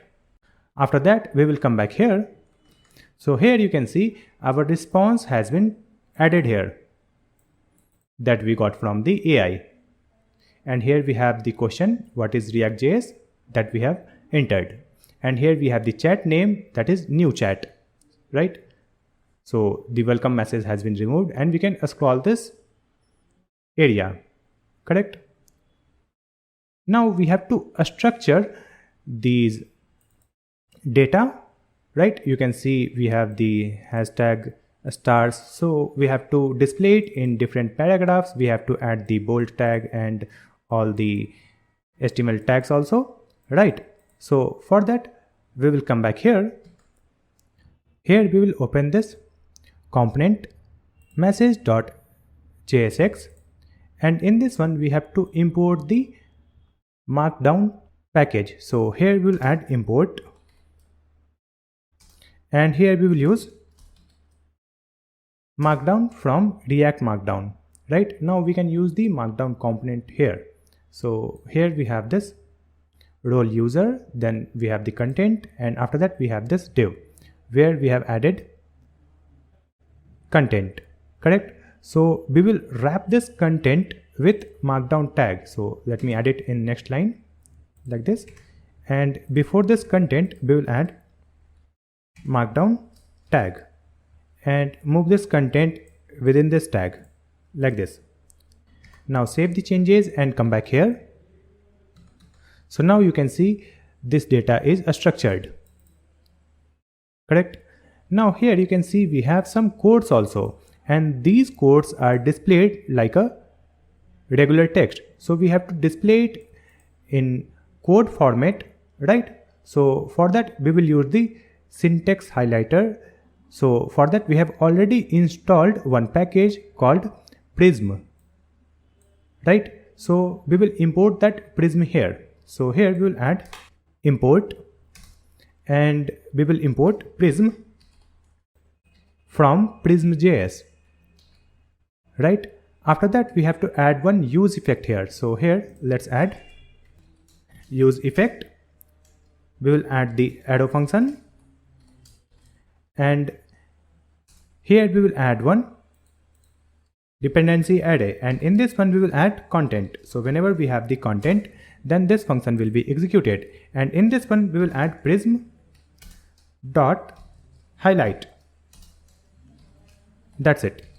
After that we have to create one custom CSS file for this prism, and we have to link that in our layout.js file. right? So for that, let's open web browser. We will open this GitHub repository prism.js, prism themes, right? You can see the URL also, prism.js/prism themes. In this one, we will go to this themes. So in this one, we have lots of themes. So just scroll down, and here you can see we have this VS Code Dark Plus. Let's open it and copy this one. Copy this entire file. Just copy, and now we'll come back to the VS Code editor. And here in this root directory, we will create a new file, that is prism.css. And in this one, we will paste these CSS properties, correct? So we have created prism.css file. Now we will link this file in our layout file. So let's open layout.js, and here let's duplicate it. And in this one, we will add prism.css. So we have connected this CSS file here. Now we will come back to the web page. So here we have the issue, prism CSS not found. So just come back here, and we have to move it here. So we have added it in the root directory. So we will move it inside app folder. So here we have this app folder, and let's move this prism.css in this app. Yes, move it. Now save the changes and come back to the web page. Now we have some other issues, so let's check it. So in this message.jsx file, we have added prism.highlight. So let me correct it. It will be prism.highlight all. Correct this one. Now save the changes and come back to the web page. So now you can see this response is looking good, and here we have this code snippet. It is also looking good, right? Now we will improve it. So we will come back here, and let's open our global CSS file.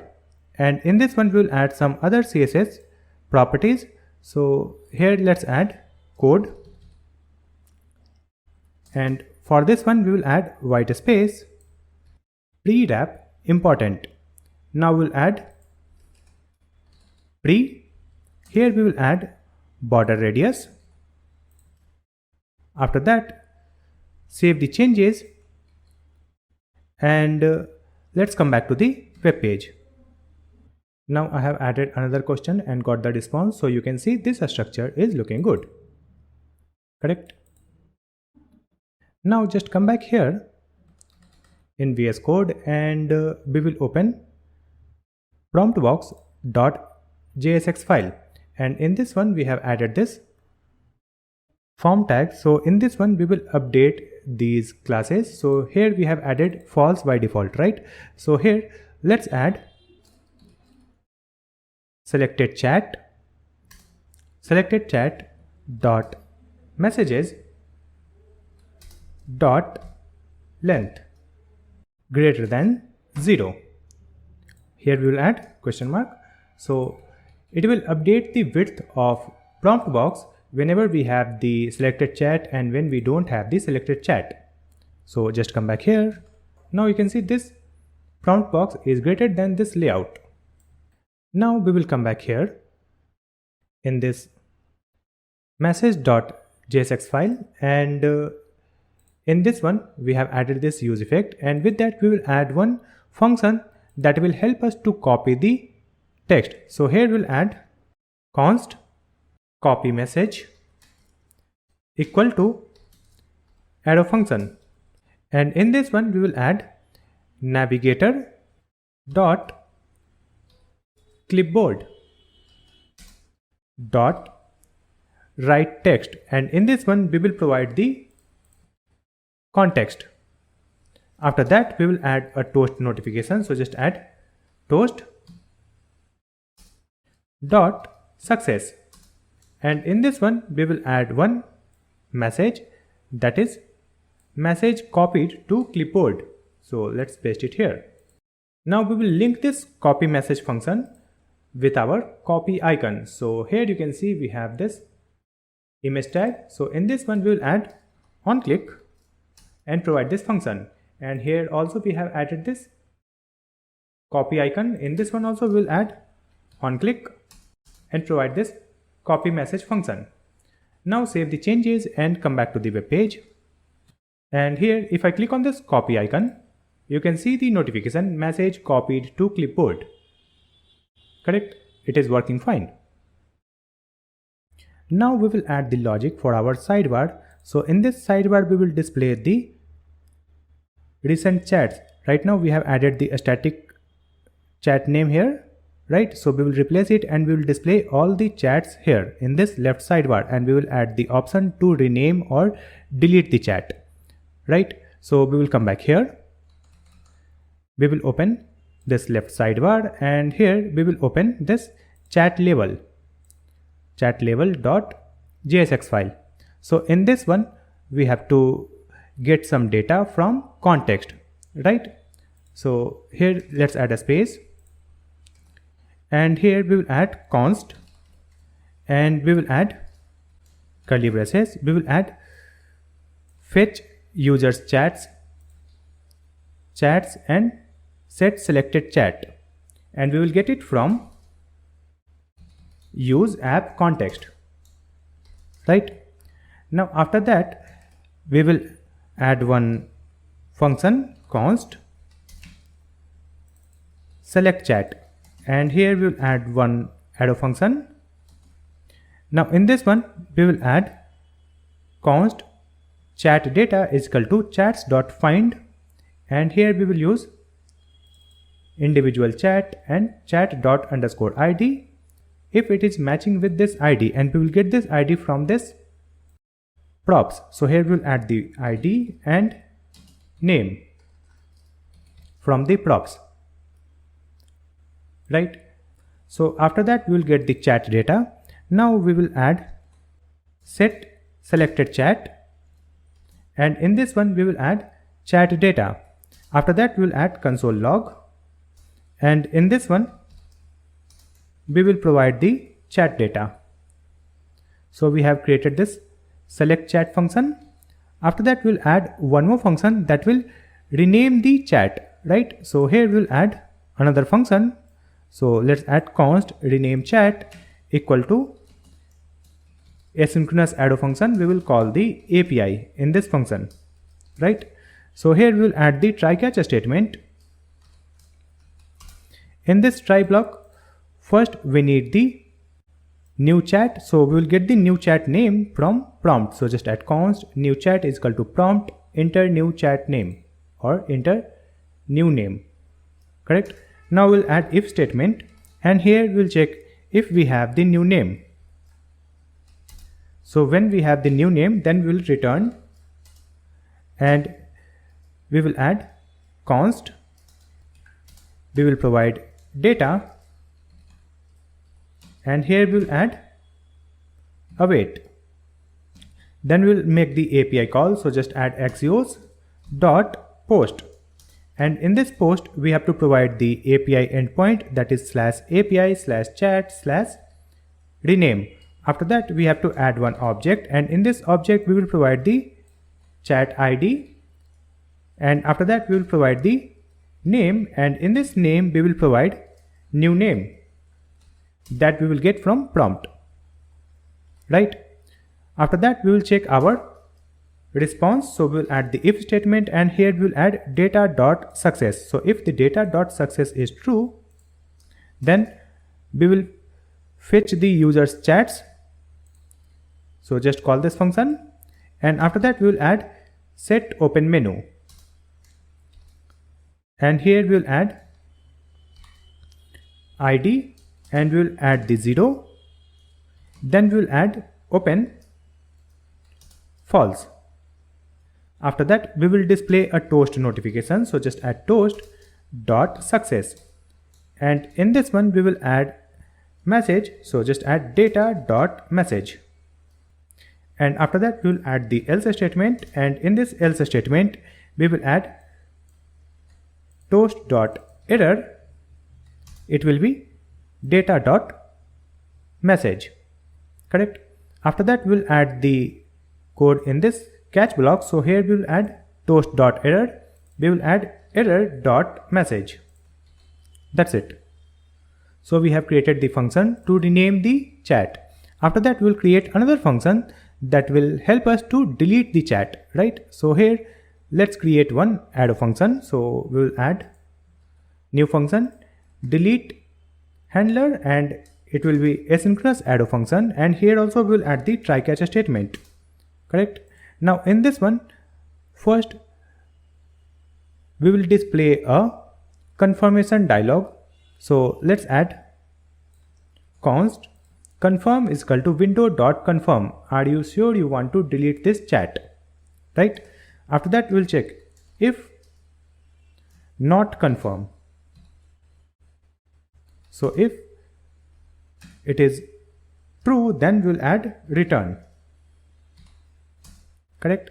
Else we'll add the const and we'll make the API call. So we'll get the data in response. So we'll add data, and here we'll add await, and we'll add the axios dot post method. And in this one, we have to provide the API endpoint, that is /API/chat/delete. And after that, we have to provide the chat ID. So in this object, we will provide the chat ID. Correct. Now we will check the response. So here we will add if the data.success is true. So in that case, we will call this fetch users chats function. And after that, we will add set open menu. And in this one, we will provide ID 0 open false. And then we'll add the toast notification. So just add toast.success, and it will be data.message. And here we'll add the else statement. And in this else statement, again add toast.error. It will be data.message. And here in this catch block, let's add toast.error, and it will be error.message. Like this. So we have created these functions. Now we will link these functions with our HTML tag. So here in this first div, we will add the onClick. So in this onClick, we will add select chat function. That's it. After that, here we have the p tag. So in this p tag, we will add the chat name. So we'll add curly braces and provide the name that we are receiving from props. After that, here we have this div, right? So in this div, we will add the onClick property. Correct. So in this div, let's add a space and provide onClick. And here we will add create the add function. And in this one, we will add stop propagation. After that, let's add colon, and here we'll add set open menu. And in this set open menu, we will provide one object where we'll add ID. It will be ID. After that, we'll add the comma, and here we'll add open, and it will be not of open menu dot open, like this. After that, here we have this image tag. So in this one, we will add one more condition. So we have this open menu dot open. So with that, let's add a space. We will add open menu dot ID equal to ID, and then we will add the AND operator, like this. We have updated this line, and we will use the same line here. So we'll copy this and add it here in this another div. So we have updated it here. After that, here we have this div, and in this one we have added this rename. Correct. So in this one we have to add the onClick. So let's add onClick, and in this onClick we will add rename handler function. correct? After that, here we have this div where we have added delete. So in this one, we will add the onClick property and provide delete handler function. That's it. Now we will save the changes and come back to the web page. But before that, we will come back to the sidebar.jsx. And in this sidebar.jsx, let's scroll down where we have mounted this component. So let's see where it is. It is here, chat level, right? So in this chat level, we have to add some more properties. I mean more props. In this file, we will get the chat from the context file. So just add chats, and we will also get the create new chat function. So we have added it here. We will get it from app context, correct? After that, let's scroll down. And here we have mounted this component chat level, right? So in this chat level, we have to add the map. So after this text, that is recents, here we will add curly braces and we will add chats.map method. In this one, we will add one arrow function where we will get the individual chat. And here we will provide this component after this arrow function. So it will return this component, correct? Now in this chat level, we will add the name. So in this name, we will add curly braces and provide chat.name. After that, we will provide the ID. So in this ID, we will provide chat._ID.